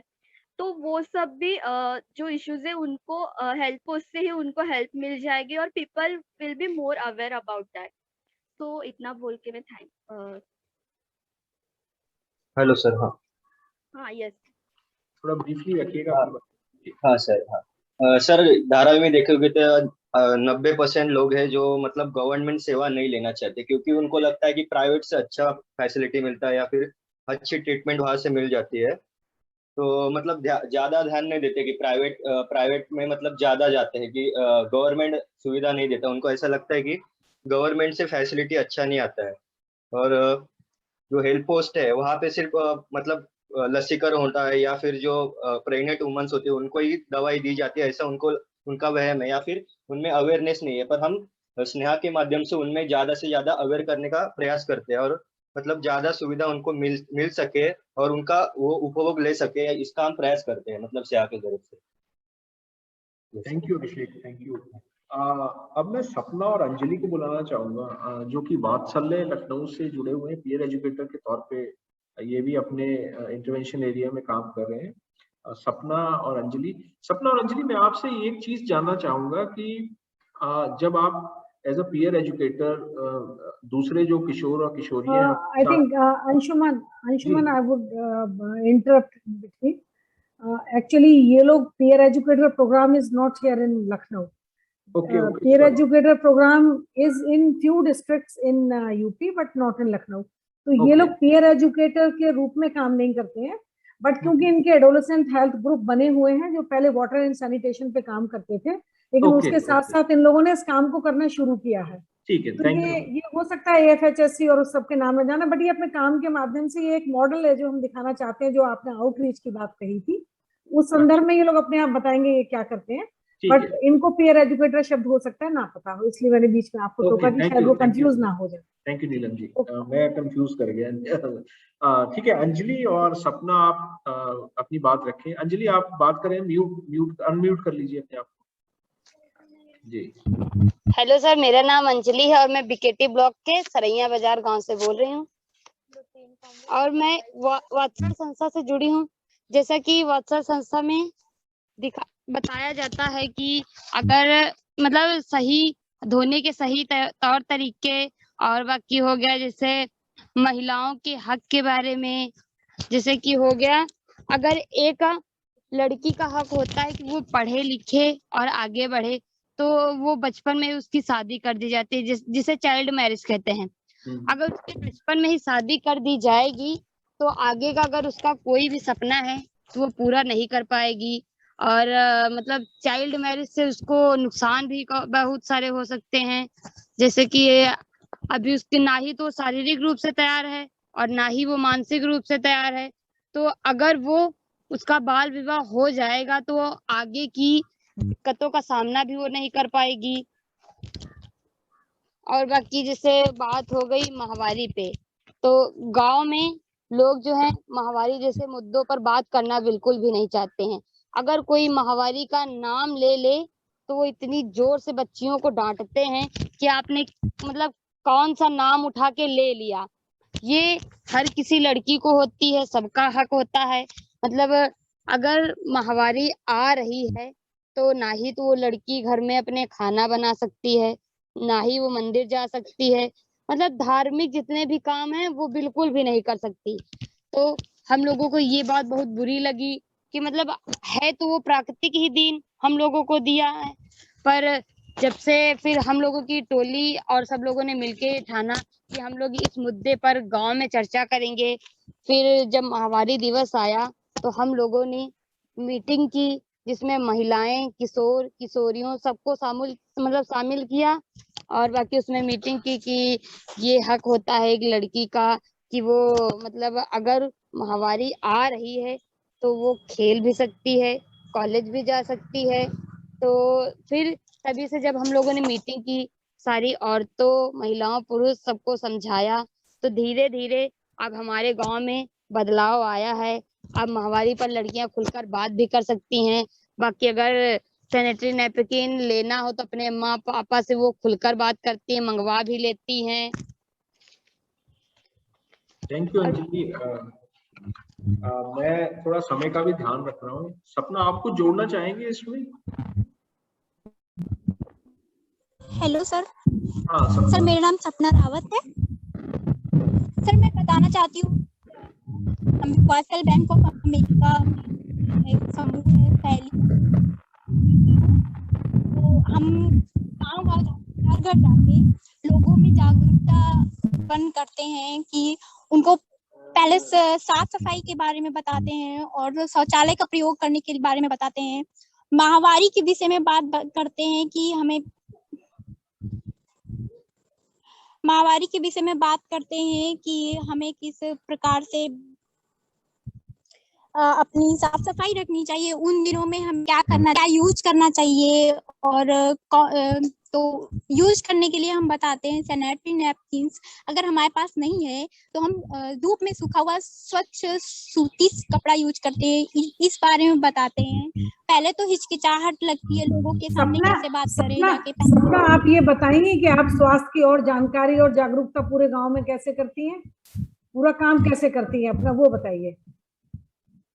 स्वास्थ्य के बारे में जी मैम बिल्कुल बताएंगे स्वास्थ्य के बारे में कि इस टाइम में हम स्वास्थ्य के बारे में ही बात कर रहे हैं। घर घर जाके लोगों में ये बात बताते हैं। एक फॉर्म है फीडबैक फॉर्म, वो भर रहे हैं, उसमें कुछ सवाल हैं। ये है गैर संचारी रोगों के बारे में। दो तरीके के रोग बीमारियां हैं, एक है संचारी, एक है गैर संचारी। तो इस समय हम काम कर रहे हैं वो है गैर संचारी रोग, जिसे बोलते हैं इंग्लिश में बोल दे तो नॉन कम्युनिकेबल डिसीज। इसके बारे में बताते हैं, लोगों को बताते हैं कि इसके कारण क्या हैं। तो सबसे पहले तो हम कारण बताते हैं कि अत्यधिक तली भुनी चीजों का सेवन करना, जो और नशापत्ती करना, शराब, धूम्रपान ये करते हैं तो इससे हमारे शरीर में क्या प्रभाव पड़ता है, कौन कौन से रोग होते हैं। रोगों की बात कर ली जाए तो नॉन कम्युनिकेबल आते हैं हमारे जैसे रोग, घातक रोग होते हैं जो हमारे कैंसर है और कैंसर है, बच्चेदानी का कैंसर है।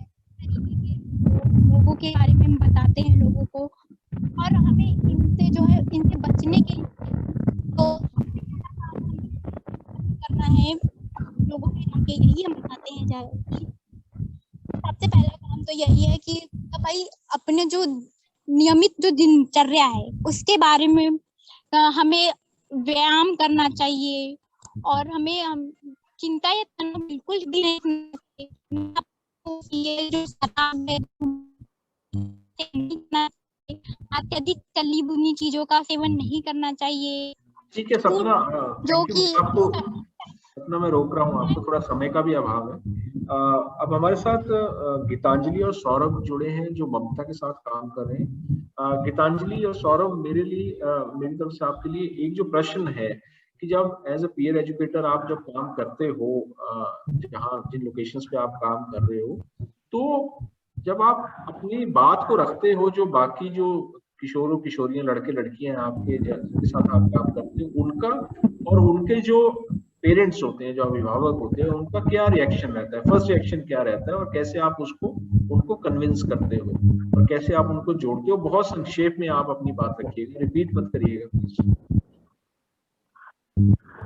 हाँ नमस्ते सर, मेरा नाम सौरभ राजवंशी है और मैं राजनीति एजुकेटर हूँ, और मैं ममता की टीम के साथ मैं जुड़ा हुआ। सर मुझे बेहद खुशी मिल रही है कि मुझे बताते हुए आपको कि मैं सर जो साक्षर केंद्र सर जो लॉन्च हुआ था, तो सर पूरे उत्तर प्रदेश में सबसे पहले हमारे ही मिश्रित ब्लॉक में सर लॉन्च किया गया।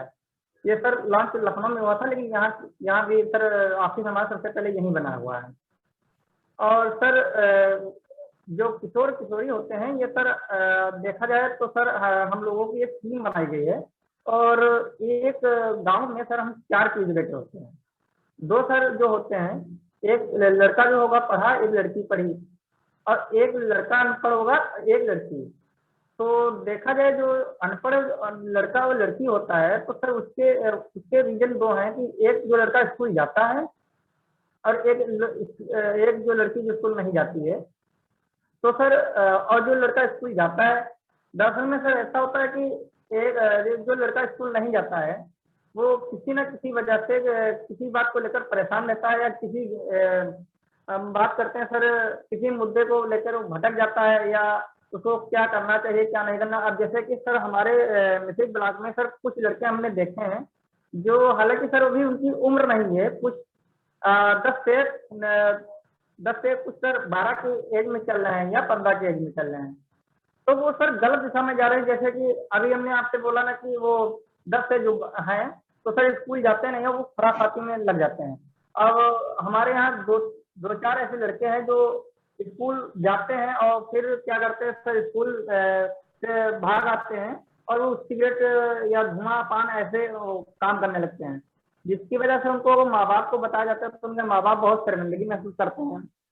तो हम लोगों को स्कीम बनाई गई कि ऐसे ऐसे गांव में जाते हैं कि जहां पर लोगों को हम जागरूक कर सकें और उन बच्चों को जागरूक कर सकें जो गलत दिशा में जा रहे हैं।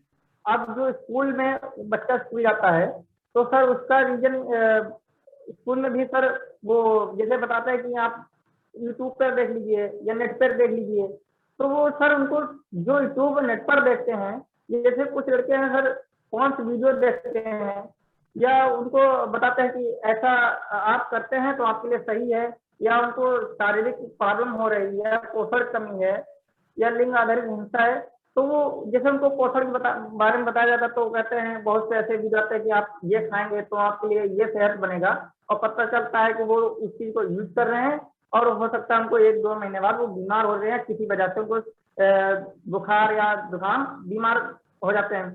फिर वो डॉक्टर के पास जाते हैं, डॉक्टर के पास वो जाते हैं लेकिन वो अपनी जो उनको बीमारी है वो सही से नहीं बता पा रहे हैं, क्योंकि उनको लगता है कि जो हम सरकारी में हॉस्पिटल में जाएंगे तो शायद हमारी खिल्ली या उड़ेगी और हमारा मजाक उड़ाया जाएगा।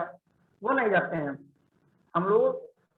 हम उनसे जब मिलते हैं तो वो लोग फिलहाल पहले तो बताते नहीं है कि हमें क्या करना है क्या नहीं, तो हम लोग उनको कुछ 10-5 मिनट उनको कुछ बारे में उन्हीं से पूछते हैं, अपनी बातें बताते हैं, और 4 दोस्त और मिल जाते हैं तो उनके बारे में सब वो हमें खुल के बताते हैं कि सर हमें ऐसी दिक्कत है भैया, आपको रोक रहा हूँ। हाँ, आपने बड़ा सही तरीके से बताया कि आप लोग कैसे उनको मोटिवेट करते हैं।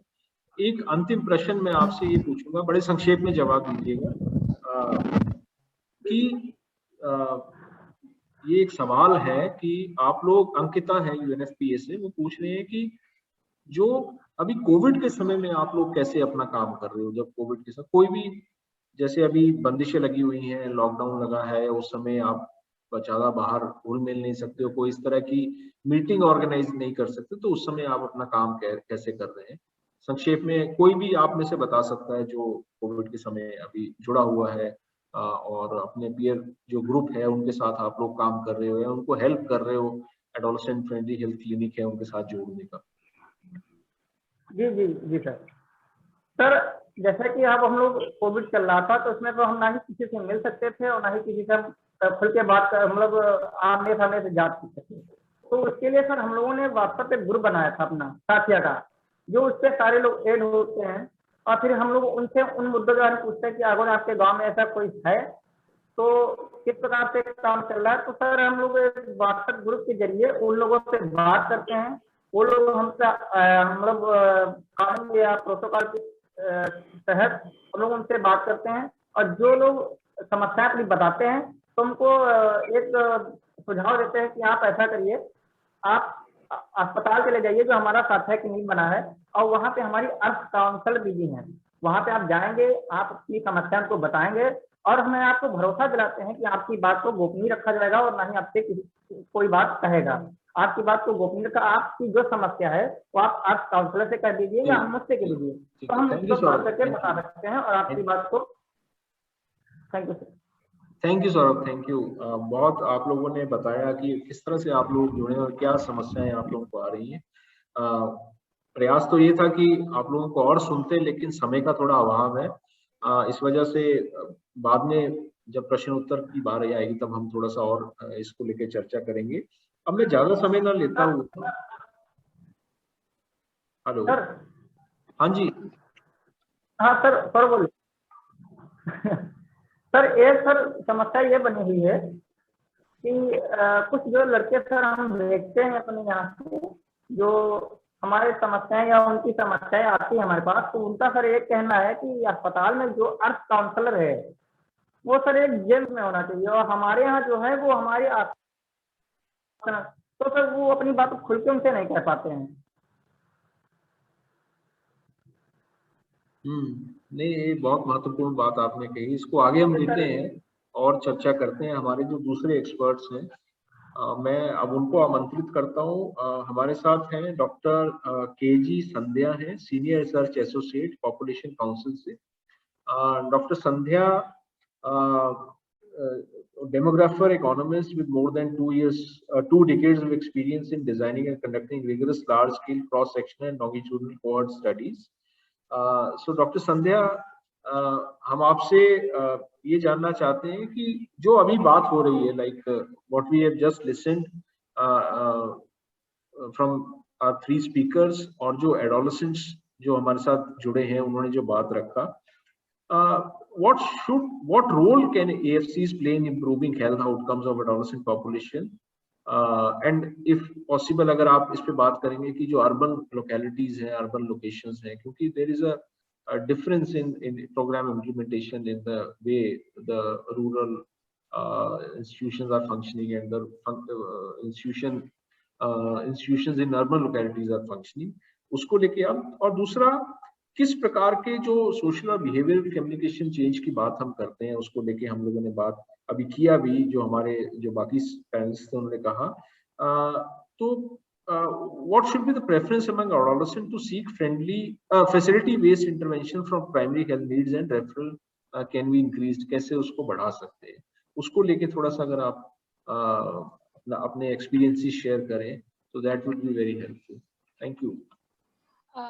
Thank you, Anshuman, and thank you for inviting me to this discussion. I'm sorry I will be speaking in English. Okay. It's not good. Yeah, it was great to listen to these young people in this panel as well as the experts from Mamta, Priya, and Sneha. You know, it takes me to some pioneering work that the Population Council did, looking at the adolescent-friendly health clinic way back in 2012. Because prior to the RKSK, we have the National Adolescent Health Strategy, and the adolescent-friendly clinics were part of that strategy too, which was rolled out between 2005 to 2014. And what surprising, saddening is that what we observed way back some 10 years ago, the challenges that we find, we are still hearing the same even now from both the young people who spoke here as well as the partners here.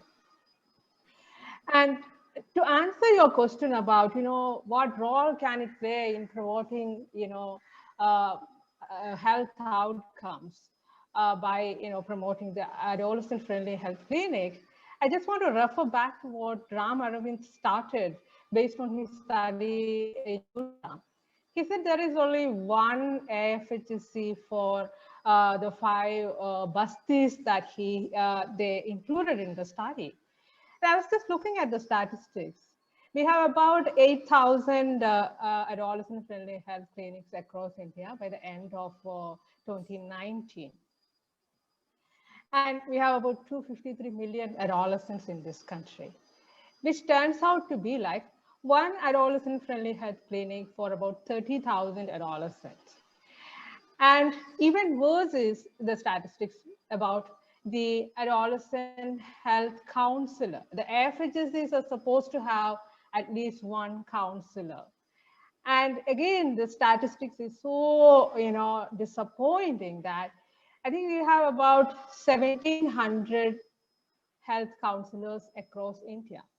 And if you consider the adolescent population, it's like one counselor for 1.5 lakh adolescents.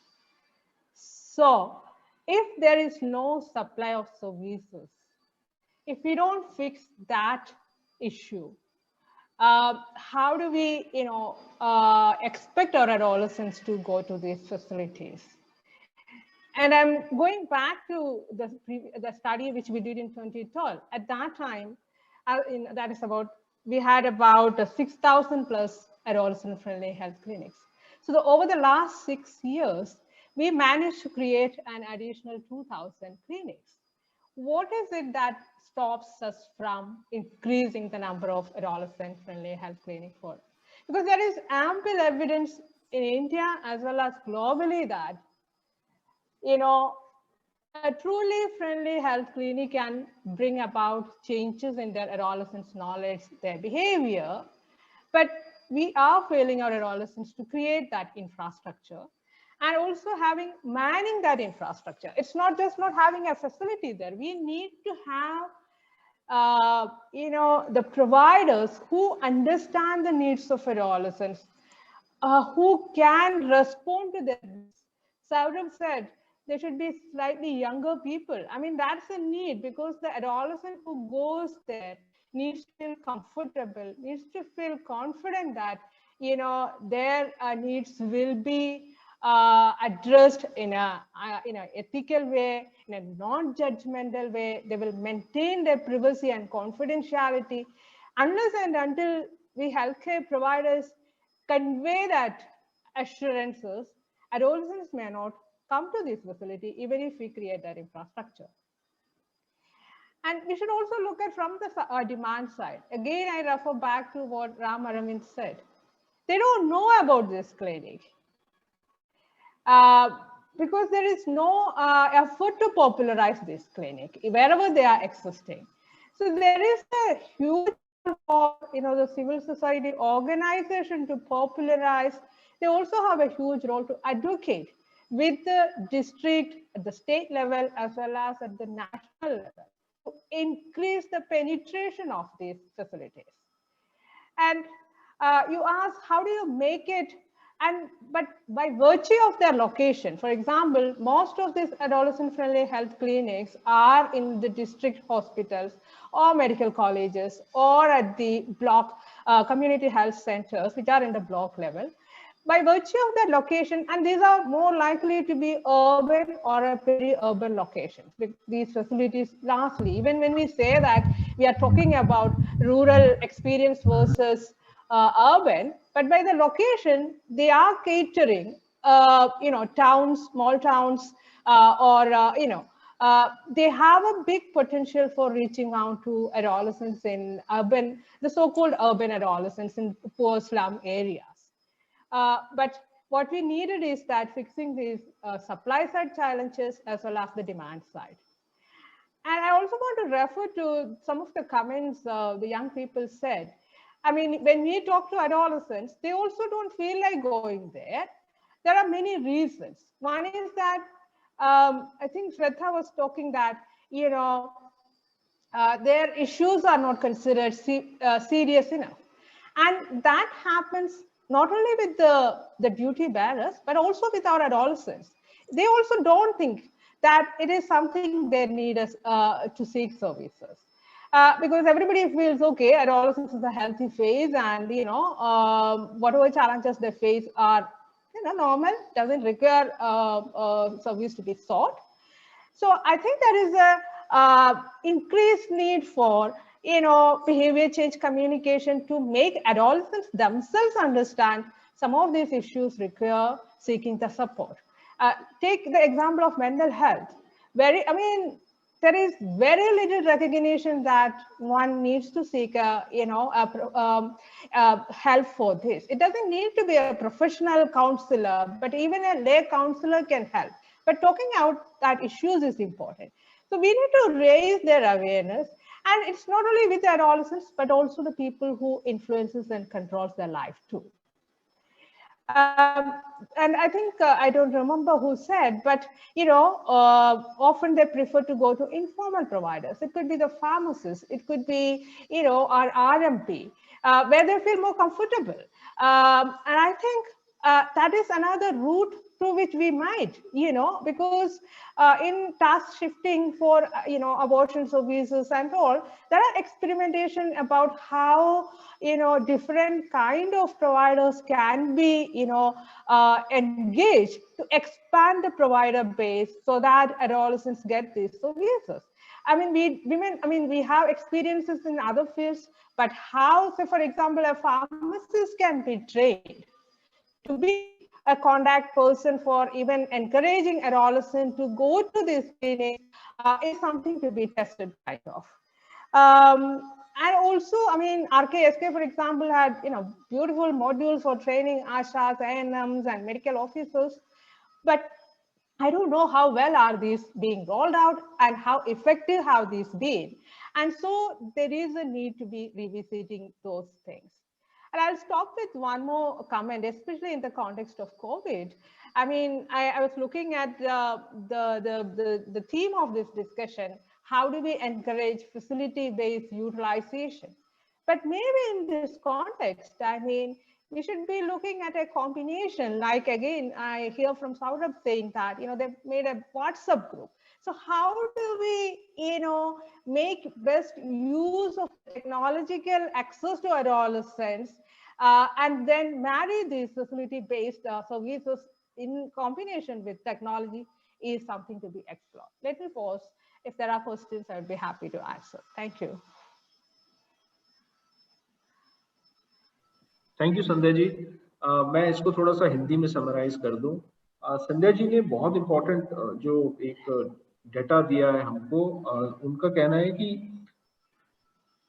अगर हम adolescent friendly health clinic facility की बात करते हैं तो वहाँ पे counsellor का होना बहुत जरूरी है। प्रेजेंट जो सिनेरियो है उसमें अगर आप देखेंगे, पहली बात तो ये है कि एडोलेसेंट फ्रेंडली हेल्थ क्लिनिक का जो नंबर है तो 30,000 एडोलेसेंट की पॉपुलेशन पे केवल एक एडोलेसेंट फ्रेंडली हेल्थ क्लिनिक है।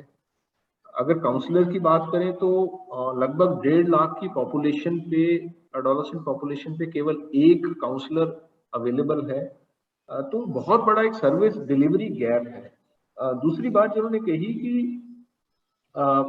जो डिमांड साइड भी है, जो बाकी स्पीकर्स ने भी कहा कि जहाँ पे कि अवेयरनेस की बहुत कमी है और इस कार्यक्रम को बहुत ज्यादा पॉपुलराइज नहीं किया गया। इस कार्यक्रम को बहुत ज्यादा जिस रूप में अन्य कार्यक्रम चलाए गए हैं, मिशन मोड में कार्यक्रम चलाए गए हैं, इसको उस मिशन मोड के तौर पे नहीं देखा गया। और ये कहीं ना कहीं इन सभी जो इंफ्रास्ट्रक्चर की बात कर लें या जो हम अवेलेबिलिटी ऑफ सर्विसेज की बात कर लें या चाहे हम जो ट्रेन्ड मैन पावर है, जो ट्रेन्ड ह्यूमन रिसोर्स होना चाहिए। और ट्रेनिंग ये नहीं है कि आप जो ट्रेनिंग आपको जो प्रिवेंटिव हेल्थ केयर के लिए हम यूज करते हैं वही क्यूरेटिव हेल्थ केयर के लिए हम यूज करते हैं, वही ट्रेनिंग हम यहाँ पे यूज करें, जो कि हमें जनरली अगर आप देखेंगे जिस तरह से डॉक्टर्स हैं या जिस तरह से जो फ्रंट लाइन हेल्थ वर्कर्स हैं वो ट्रेंड हैं, उसका एक बहुत बड़ा चैलेंज है। एक जो उन्होंने बात रखी कि इसमें सबसे महत्वपूर्ण मुद्दा ये है कि जो एडोलेसेंट, जो किशोर किशोरियां हैं, उनके जो हेल्थ नीड्स हैं, जो उनके रिक्वायरमेंट्स हैं, कैसे वो हम डिलीवर कर पाए बिना जजमेंटल हुए, बिना किसी उनका जो कॉन्फिडेंशियलिटी मेंटेन करते हुए हम कैसे इन चीजों को डिलीवर कर पाए, इन सर्विसेज को। और यहाँ पे उनके सुझाव ये भी थे कि जिस प्रकार से सिविल सोसाइटी ऑर्गेनाइजेशंस काम कर रही हैं तो उसको कैसे हम और आगे बढ़ा सकते हैं और कैसे ह्यूमन रिसोर्स को बढ़ाने के लिए और ज्यादा, चाहे वो फार्मासिस्ट हैं, उनको इस कार्यक्रम से जोड़ सकते हैं। तो ये कुछ बातें उन्होंने कही। अब मैं आमंत्रित करूंगा मनीष ठाकरे जी हैं हमारे साथ। मनीष ठाकरे, आप आ गए सर, वापस आ गए? Yes, I'm here. Am I audible? Thank you, Manish ji. Thank you. तो मनीष ठाकरे हेड है अर्बन प्रोग्राम एंड पॉलिसी के सेव द चिल्ड्रन इंडिया में, और वो अभी वर्तमान में टेक्निकल सपोर्ट दे रहे हैं 12 राज्यों में जो उनके प्रोजेक्ट ऑफिसेज हैं वहाँ पे, to ensure quality implementation of urban programmes. 17 साल का इनका सोशल और डेवलपमेंट सेक्टर का एक्सपीरियंस है, और वो मास्टर हैं और एमफिल हैं अप्लाइड ज्योग्राफी में JNU से। मनीष जी, आप थोड़ा जो ये अभी जो हम जिन प्रश्नों पे बात कर रहे हैं बहुत ज्यादा रिपीट ना करते हुए, लेकिन अगर आप संक्षेप में कुछ बिंदुओं को रखें और बताएं कि कैसे इसको हम आगे बढ़ा सकते हैं। जी हाँ जी, अंशुमन जी, पहले तो बहुत बहुत शुक्रिया इस संवाद के लिए, क्योंकि मुझे भी बहुत सारी चीजें समझने और ध्यान रखने को मिली। क्योंकि जिस तरीके से लीना जी ने एक गवर्नमेंट सिस्टम के बारे में बताया और डॉक्टर रामा ने अर्बन कॉन्टेक्स्ट के बारे में बताया, और जो किशोर किशोरियों ने जो उन्होंने ग्राउंड लेवल पे जो एक्टिविटीज की है उसके बारे में बताया, वो एक अपने आप में एक बहुत ही मतलब एक सराहनीय है। क्योंकि इन परिस्थितियों में, कोविड-19 की परिस्थितियों में काम करना और इस विषय पे काम करना एक चैलेंज होता है। तो मेरा जो मैंने अपने जो मैंने सोचा था वो आपके वही 3 प्रश्न जो थे कि हम कैसे इन सेवाओं को हम किशोर किशोरियों तक पहुंचाएं। तो जो मेरा सर्वप्रथम जो मेरे दिमाग में आई बात कि हम किशोर किशोरियां किनको बोलते हैं, क्योंकि हमारा सेंसस का डेटा 10 से 18 वर्ष, 10 से 19 वर्ष बोलता है, कभी 15 से 24 वर्ष बोलता है। तो ये एक बड़ी दुविधा का विषय है, क्योंकि UNCRC जो संयुक्त राज्य का जो बच्चों का अधिकार अधिनियम है, उसके अंदर बच्चा 0 से 18 वर्ष का है। तो मेरे लिए जो किशोर किशोरियां 10 से 18 वर्ष की उम्र में है, वो उनको हम किशोर किशोरियों की तरह से ही देखेंगे, उनको अडल्ट ट्रीट नहीं करेंगे, जो एक पहला इंपॉर्टेंट है। और दूसरा, शहरों के अंदर जैसे कि एक एडवांटेज है, डॉक्टर रमा जी बताई कि वो म्युनिसिपल कॉर्पोरेशन ऑफ मुंबई के साथ काम करती है, जहाँ पे स्वास्थ्य सुविधाएं सिटी गवर्नमेंट के परिप्रेक्ष्य में आती है। तो ये एक बहुत अच्छी चीज है कि आपने अपना डिवोल्यूशन कर दिया है 74th कॉन्स्टिट्यूशन अमेंडमेंट के अंदर कि भाई शहरी सरकार जो है वो स्वास्थ्य को भी देखेगी। लेकिन गुड़गांव के परिप्रेक्ष्य में जब मुझे ये पता लगा डिस्कशन, जब राम जी ने जो प्रेजेंटेशन दिया कि हमारे पास सिर्फ एक ही AFHC है। अब एक AFHC जो है, शहरों के अंदर URDPFI के एक नॉर्म्स है, गाइडलाइंस है कि इतनी जनसंख्या पे एक PHC होना चाहिए। अब अगर हम उसके माध्यम से चले तो हमारे पास तो गुरुग्राम के अंदर वो नियम ही पालन नहीं हो रहा। दूसरा, उसके अंदर गुरुग्राम की मैंने म्युनिसिपल कॉर्पोरेशन की वेबसाइट देखी तो मुझे नहीं लगा कि वो स्वास्थ्य के क्षेत्र में काम कर रहे हैं। They may be responding to COVID-19, वो उसके उस विषय में। तो संक्षिप्त में ये बताऊंगा कि जो 2-3 चीजें बहुत महत्वपूर्ण ये है कि हमें आंकड़े चाहिए। जो आपने जो एक कोशिश की है गुरुग्राम के अंदर इस 5 स्लम के अंदर, तो हमें वो आंकड़े लेने पड़ेंगे, उन बच्चों के पास जाना पड़ेगा और उन बच्चों को उन आंकड़ों की एक्सरसाइज जैसे आपने इंगेज किया एडोलेसेंट्स को, वो करना होगा, ताकि वो एक तो वो लर्निंग होगी उनकी, वो समझेंगे कि हमारे बाकी जो पीयर्स हैं, हमारे जो बाकी दूसरे लड़के लड़कियां, उनकी क्या परेशानी है, क्या दिक्कतें हैं। अच्छा, AFHC की जो सबसे बड़ी बात है कि वो खाली यौन और प्रजनन स्वास्थ्य की बात नहीं कर रहा, वो पोषण की बात कर रहा है, वो मादक द्रव्यों की बात कर रहा है, वो चोट और हिंसा की बात कर रहा है, और वो गैर संचारी रोग और मानसिक स्वास्थ्य की बात कर रहा है। और आपने देखा होगा कि हिंसा और चोट के अंदर road traffic accident, safety issues, और हमें मालूम है कि शहर जो है, दिल्ली के अंदर ऐसी कई जगह हैं जहां पे repeated child abuse, sexual abuse हो रहा है। अब इन परिस्थितियों में क्या AFHC के पास इस टाइप की चीजें जाती हैं तो वो कैसे उनको देखेंगे, तो ये बहुत जानना जरूरी है। और शहर का जो परिप्रेक्ष्य है उसके अंदर स्लम्स है, इनफॉर्मल सेटलमेंट्स है, जो छिपे हुए हैं बड़ी बड़ी बिल्डिंगों के बीच के अंदर, कंजेस्टेड लोकेशंस में रहते हैं। तो हमें ये देखना पड़ेगा कि वहां पे कितने सारे स्टेक होल्डर्स है, कौन कौन अधिकारी है, किनके परिप्रेक्ष्य में कौन सी चीजें आती है, तो वो एक हम स्टडी कर रहे हैं। दूसरा, अब हम उसको लेके कैसे जाएंगे।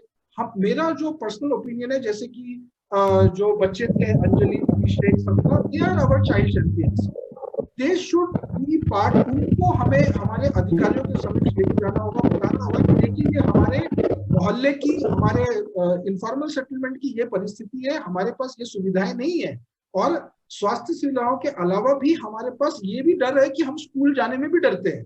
तो वो जो चीज है, जब तक हम उन हॉर्सेस माउथ बेसिकली, जिसको ये बोलेंगे कि बच्चे खुद अपनी बातें उस प्लानिंग में रखें। अब शहर के प्लान तो बनते हैं, मास्टर प्लान बनता है, सिटी प्लान बनता है, मोबिलिटी प्लान बनता है। अब मैं यहाँ पे बच्चों को पूछना, आई थिंक कि कोई भी ये नहीं बोलेगा कि हमें किसी अधिकारी ने किसी प्लान के मार्फत कोई जानकारी लेने की कोशिश की। तो एक तो ये बड़ा मुख्य मुद्दा है। दूसरा, अगर हमें करना है तो कैसे करेंगे। तो आई थिंक जो मॉडल्स अभी डॉक्टर रमा ने, लीना जी ने और जो बच्चों ने बताया, I think that is one of the best approach कि हमें बच्चों को एंगेज करना है, उनको इन्वॉल्व करना है और टेक्नोलॉजी का भी यूज लेना है।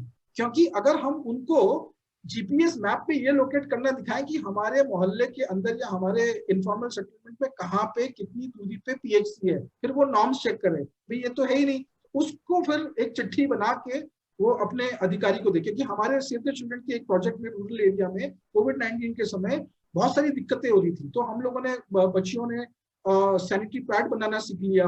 उन्होंने अपने लेटर लिख के जो जिला अधिकारी था उसको बोला कि हमारे यहाँ पे सोशल प्रोटेक्शन स्कीम्स अवेलेबल नहीं हो रही है, क्योंकि एक वो विषय भी उठ के आया है आपके उसके अंदर कि माइग्रेंट पॉपुलेशन और आइडेंटिटी नहीं है। वो तो सबसे सर्वप्रथम चीज है कि मेरे पास बर्थ सर्टिफिकेट है कि नहीं, मेरे पास आधार कार्ड है कि नहीं, या राशन कार्ड है कि नहीं। अगर वो नहीं है तो मैं ये सब चीजें नहीं करूंगा और मैं इग्नोर ही रहूंगा, इनविजिबल रहूंगा सरकार की जो भी दस्तावेज और स्कीम्स हैं उसके अंदर। और अंतिम में जो एक और बहुत इंपॉर्टेंट चीज है कि हम इस इतनी अच्छी स्कीम जिसके बारे में डॉक्टर रमा जी ने बहुत अच्छे से बोला कि कितना वेल लेड आउट ये पॉलिसी प्लान और प्रोग्राम है, उसको हम हमारे बहुत सारे प्रोग्राम चलते हैं टीवी में, इतना सब कुछ आता है।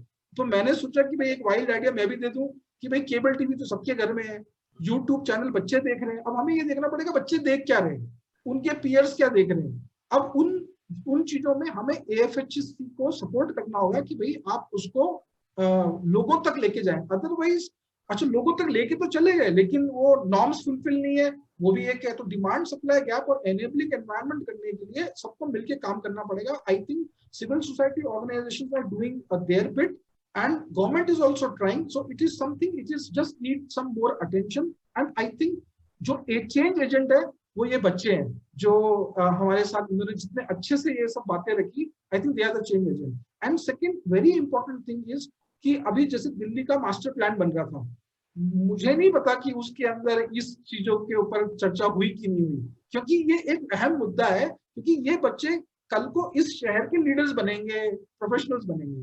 सो I will end with that. Thank you very much for this opportunity. Thank you Manish ji. थोड़ा समय का हम ध्यान में रखें, हम थोड़ा सा एक्सटेंड करेंगे 10 मिनट अगर आप सबकी अनुमति हो तो, क्योंकि समय अभी डॉक्टर नीलम है हमारे साथ, उनको भी हम सुनेंगे। तो आप प्लीज बने रहिए सब लोग, और 10 मिनट तक हम इसको एक्सटेंड करते हैं, क्योंकि बड़ा अच्छा डिस्कशन हो रहा है। मतलब इच्छा होती है जब इस तरह की बातें हो रही हो तो थोड़ा और गहराई से बात की जाए और अच्छे से सुना जाए इन चीजों को। डॉक्टर नीलम गायनेकोलॉजिस्ट हैं और सोशल और अपना वात्सल्य संस्था है उसकी चीफ फंक्शनरी है लखनऊ में। आप डॉक्टर हैं KGMC लखनऊ में, और जेंडर और एडोलेसेंट हेल्थ इश्यूज की आप एक एक्सपर्ट हैं। तो डॉक्टर नीलम मैं आपको आमंत्रित करता हूं, आप अपनी बात रखिए। और थोड़ा सा मेरे दिमाग में एक प्रश्न आ रहा है, अगर आप थोड़ा सा उसको लेके भी, पता नहीं ये कितना वैलिड पॉइंट है, लेकिन मुझे ऐसा भी लगता है कि क्या हमको जो इसके थीम है, जो पूरे प्रोविजनिंग है जिस RKS के प्रोग्राम के अंदर, क्या एडोलेसेंट फ्रेंडली हेल्थ क्लिनिक को डिस्कनेक्ट थोड़ा करना चाहिए हमको?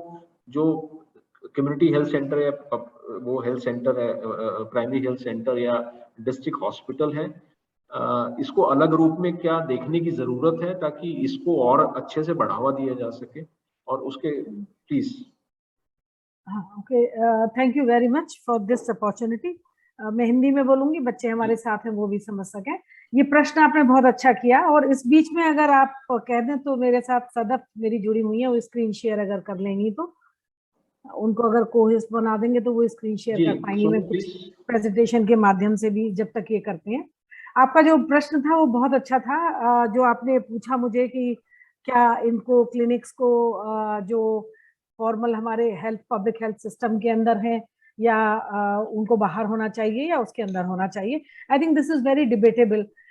मैंने जहां तक देखा है बहुत सारे देशों में ये हेल्थ फैसिलिटीज के बाहर है, और उसका कारण है जो अभी संध्या ने भी बात की कि अगर आप देखेंगे कि हम जो एडोलेसेंट फ्रेंडली हेल्थ क्लिनिक है और उसमें एक एडोलेसेंट जाता है, तो अभी जैसे एक बच्चे ने भी कहा कि वो, सौरभ ने कहा शायद, कि वो बहुत अच्छा कंफर्टेबल महसूस नहीं करते, पूछ नहीं पाते।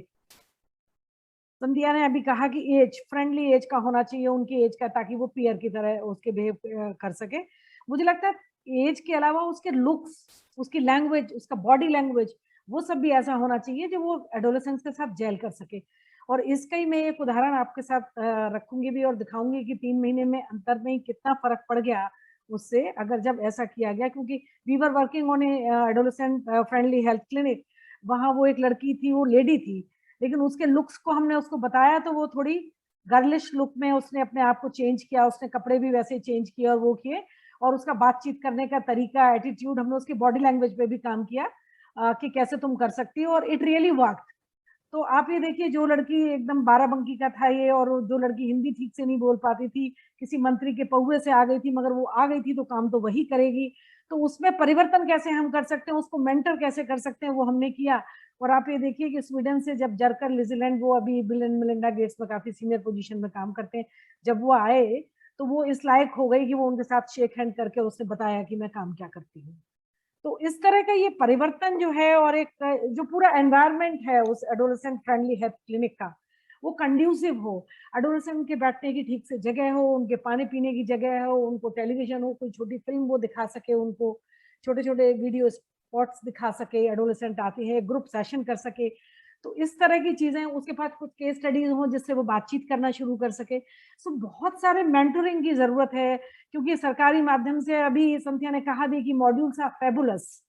अभी कहा हमारी रमा ने कहा अभी स्नेहा से कि वेरी वेल डॉक्यूमेंटेड, दस्तावेज इतना महत्वपूर्ण है और इतना अच्छा है, वाकई में वेरी ब्यूटीफुली डिजाइंड दस्तावेज है। जो एडोलेसेंट फ्रेंडली हेल्थ क्लिनिक की MOIC की ट्रेनिंग है, जो आशा ANM की ट्रेनिंग है, modules are fabulous. I have read all of them, but I don't think even 10% of that has gone to the ground. So this is the problem. So मैं आपके साथ एक और चीज जो बड़ी है वो है ट्रस्ट बिल्डिंग, बहुत एक जरूरी चीज है जो होनी चाहिए। और उसमें जो आपका एक प्रश्न की वो अंदर हो कि बाहर हो, आप ये देखिए हमारे यहाँ जब आप अस्पताल जाते हैं तो समझा जाता है कि आप बीमार हैं तो आप अस्पताल जा रहे हैं, क्योंकि हेल्थ सीकिंग बिहेवियर लोगों का यही है। प्रिवेंटिव हेल्थ के लिए, काउंसलिंग के लिए कोई अस्पताल नहीं जाता है। तो ये एडल्ट पॉपुलेशन में भी है, तो बच्चों को भी यही पता है कि हम अस्पताल में जाते हैं तो बीमार होते हैं। तो इसलिए शायद अगर कोई ऐसी जगह में, और फिर वो दे आर स्टिग्मेटाइज्ड, अस्पताल गए थे क्या करने गए थे, क्या बीमारी है, तुमको कौन सी बीमारी है, तो कोई देख न ले, कोई जान न ले। तो इसलिए सोचा गया था कि बाहर होने चाहिए, मगर उसमें समस्या ये है कि हमारे पास उतना इंफ्रास्ट्रक्चर चाहिए, फिर हमारे हेल्थ डिपार्टमेंट को उसके लिए अलग से एक जगह चाहिए। उसके बाद फिर उन बच्चों को अगर कोई प्रॉब्लम है तो रेफरल की भी बात है कि वहीं के वहीं मानसिक रोग में चले जाइए, या एनीमिया फिजिशियन के पास चले जाइए, या सर्जरी के पास चले जाइए, या स्किन एक्नी की प्रॉब्लम लेके आए हैं, क्योंकि लुक्स आजकल एडोलेसेंट्स के इंपॉर्टेंट है, तो स्किन वाले के पास चले जाइए। तो ये, या अनसेफ अबॉर्शन अगर बाहर कराते हैं, माना प्रेग्नेंट है लड़की आई है तो उसको अबॉर्शन, सेफ अबॉर्शन के लिए कैसे भेजें।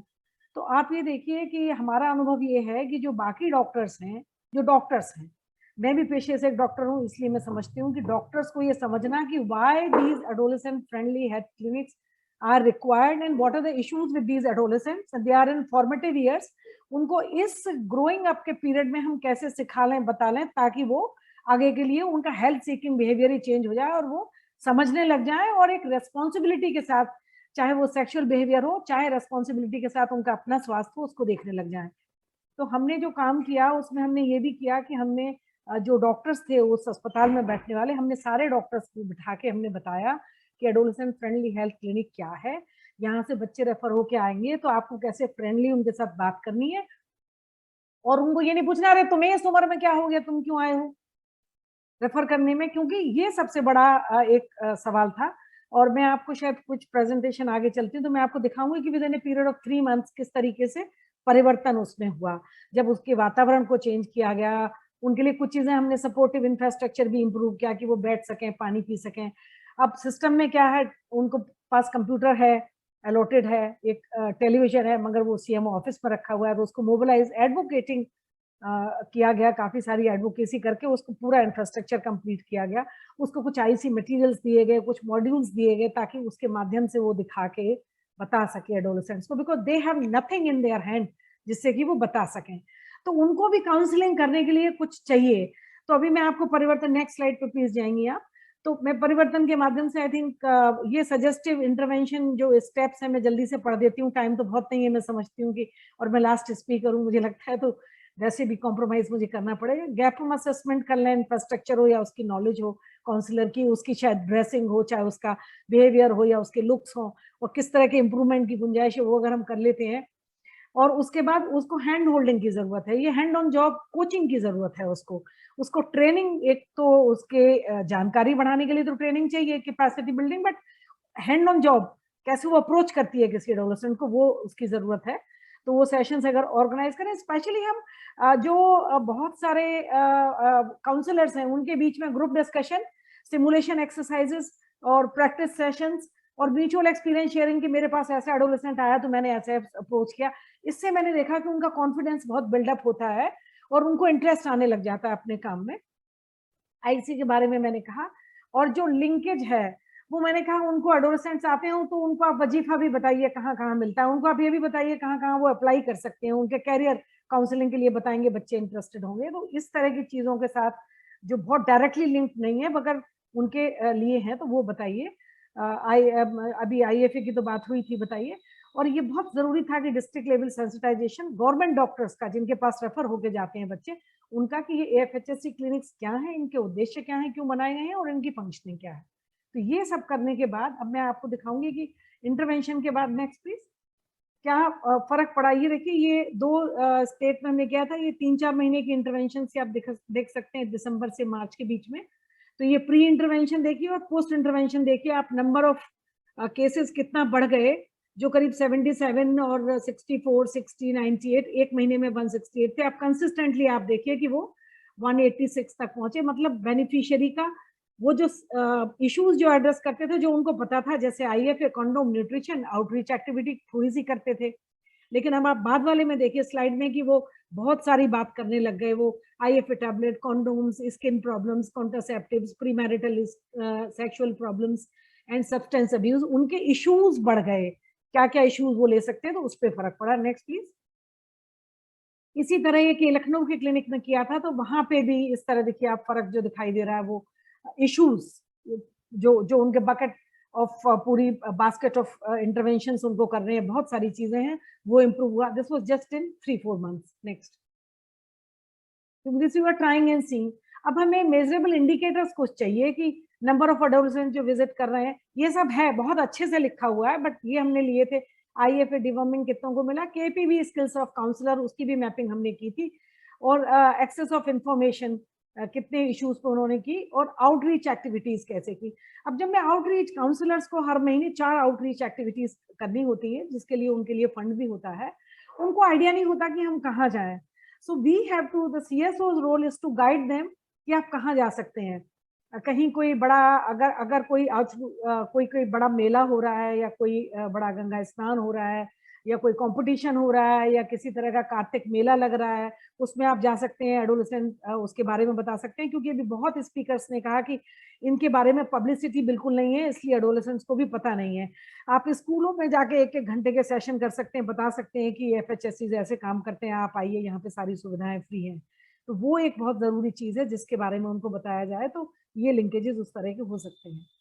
अब मैं अगली बात जो, तो एक ट्रस्ट बिल्डिंग मैंने कहा और उसकी बात कही, और दूसरा अभी उन्होंने भी कहा, संतिया ने अभी कहा कि नॉन जजमेंटल एटीट्यूड के साथ, मैंने देखा जो काउंसलर्स हैं उनका बड़ा जजमेंटल एटीट्यूड है, जिससे कि वो बैठते ही किशोर किशोरी, जो अभी बच्चे ने कहा ना, एक ने अभी, सौरभ ने शायद कहा कि हम बात नहीं कर पाते हैं अपनी, क्योंकि उनकी अप्रोच कैसे वो करें बच्चों को, उसके बारे में उतना कंफर्टेबल ना तो एनवायरनमेंट होता है ना वो होता है। तो ये 2 चीज बहुत जरूरी चीजें थी। अब मैं आपको नेक्स्ट थोड़ा ले जाना चाहती हूँ रूरल एरिया में। दिस इज नॉट ए, जिसमें से आपने देखा अंजलि और वो 2 लड़कियों ने पार्टिसिपेट किया। This was a programme on वॉश। तो मैं इस बात को इस संदर्भ में करना चाहती हूँ, जो आपने एक प्रश्न रखा था कि सीएसओ क्या रोल निभा सकते हैं। तो ये programme adolescent friendly health clinics के बारे में नहीं है, बट ये अपॉर्चुनिटी थी हमारे लिए कि हम कैसे इस प्रोग्राम के माध्यम से हम जा सकते हैं और बात कर सकते हैं इन सारी बातों के ऊपर, जो हम एडोलेसेंट फ्रेंडली हेल्थ क्लिनिक्स के बारे में बात कर सकते हैं। उसके ऊपर एक फोरम था जिसपे कि हम जा सकते हैं।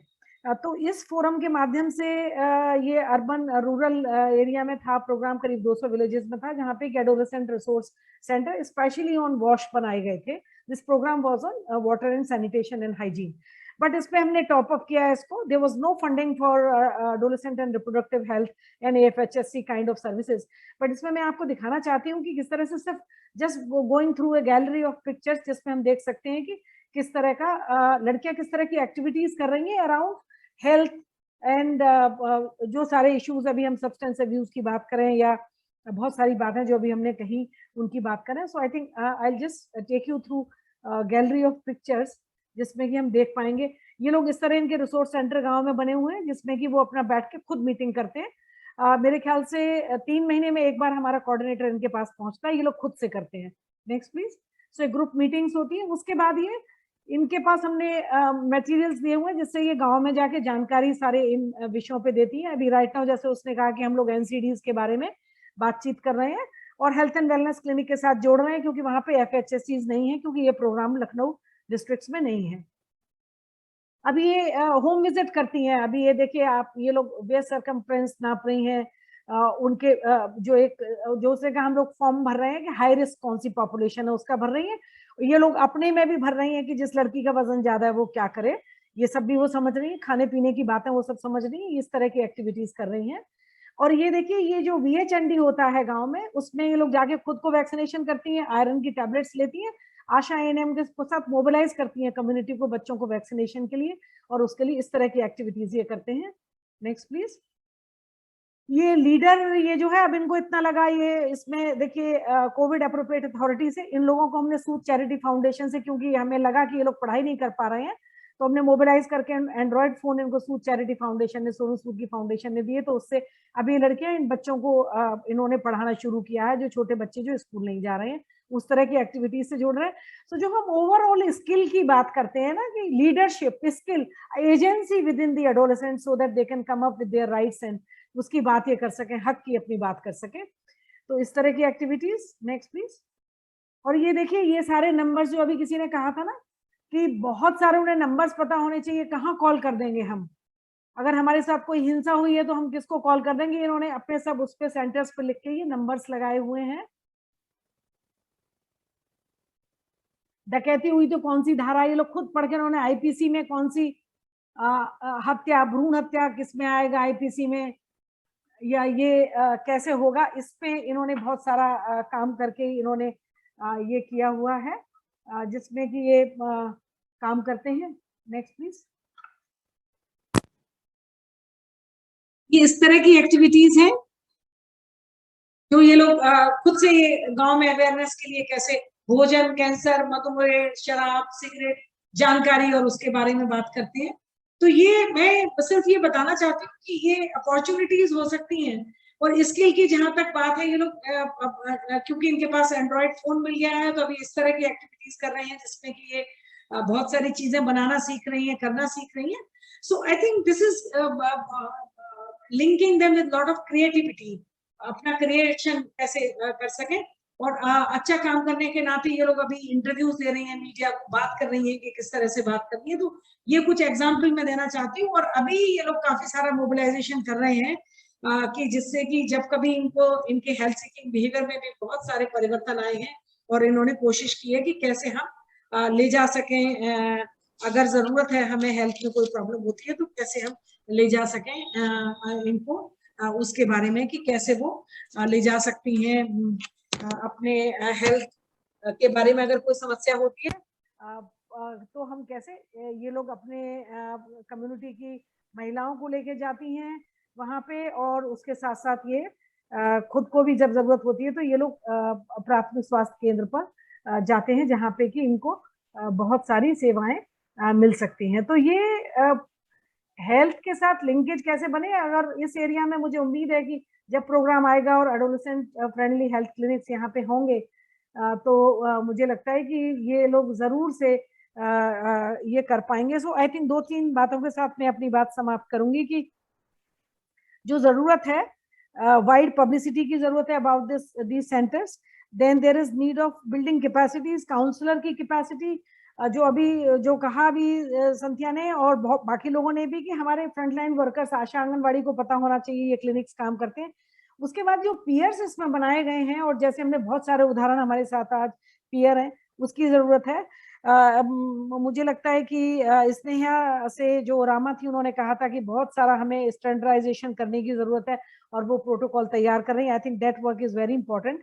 आउटरीच बढ़ाने के लिए हमें ये देखना पड़ेगा कि उस स्पेस में अगर कोई भी एनजीओज काम करते हैं, वो किसी भी विषय पे काम करते हों, लेकिन जब वो कम्युनिटी में जाते हैं तो एडोलेसेंट्स उनके टच में जरूर आते होंगे, तो कैसे हम इंटरलिंकेजेस क्रिएट कर सकें with other programmes of the CSOs and other programs of the government which are going on, whether ICDS or whether self-help groups or lot of other skill development programs जो चल रहे हैं आजकल सरकार के, उस तरह के बातों को। और स्पेशली वो CSOs जो स्कूल में काम करते हैं वो जरूर से इन बातों को रख सकते हैं और आउटरीच को बढ़ा सकते हैं कि किस तरह काम किया जा सकता है। सो मुझे लगता है इसी सब बात के साथ मैं अपनी बात को समाप्त करती हूँ। मुझे पता है कि आपके पास समय कम है, यू मस्ट बी एंड ये ध्यान में रखते हुए कि हेट्रोजेनस ग्रुप है ये, और कैसे इस ग्रुप की ज़रूरतों को हम जोड़ सकें और AFHSCs को हम बढ़ा सकें।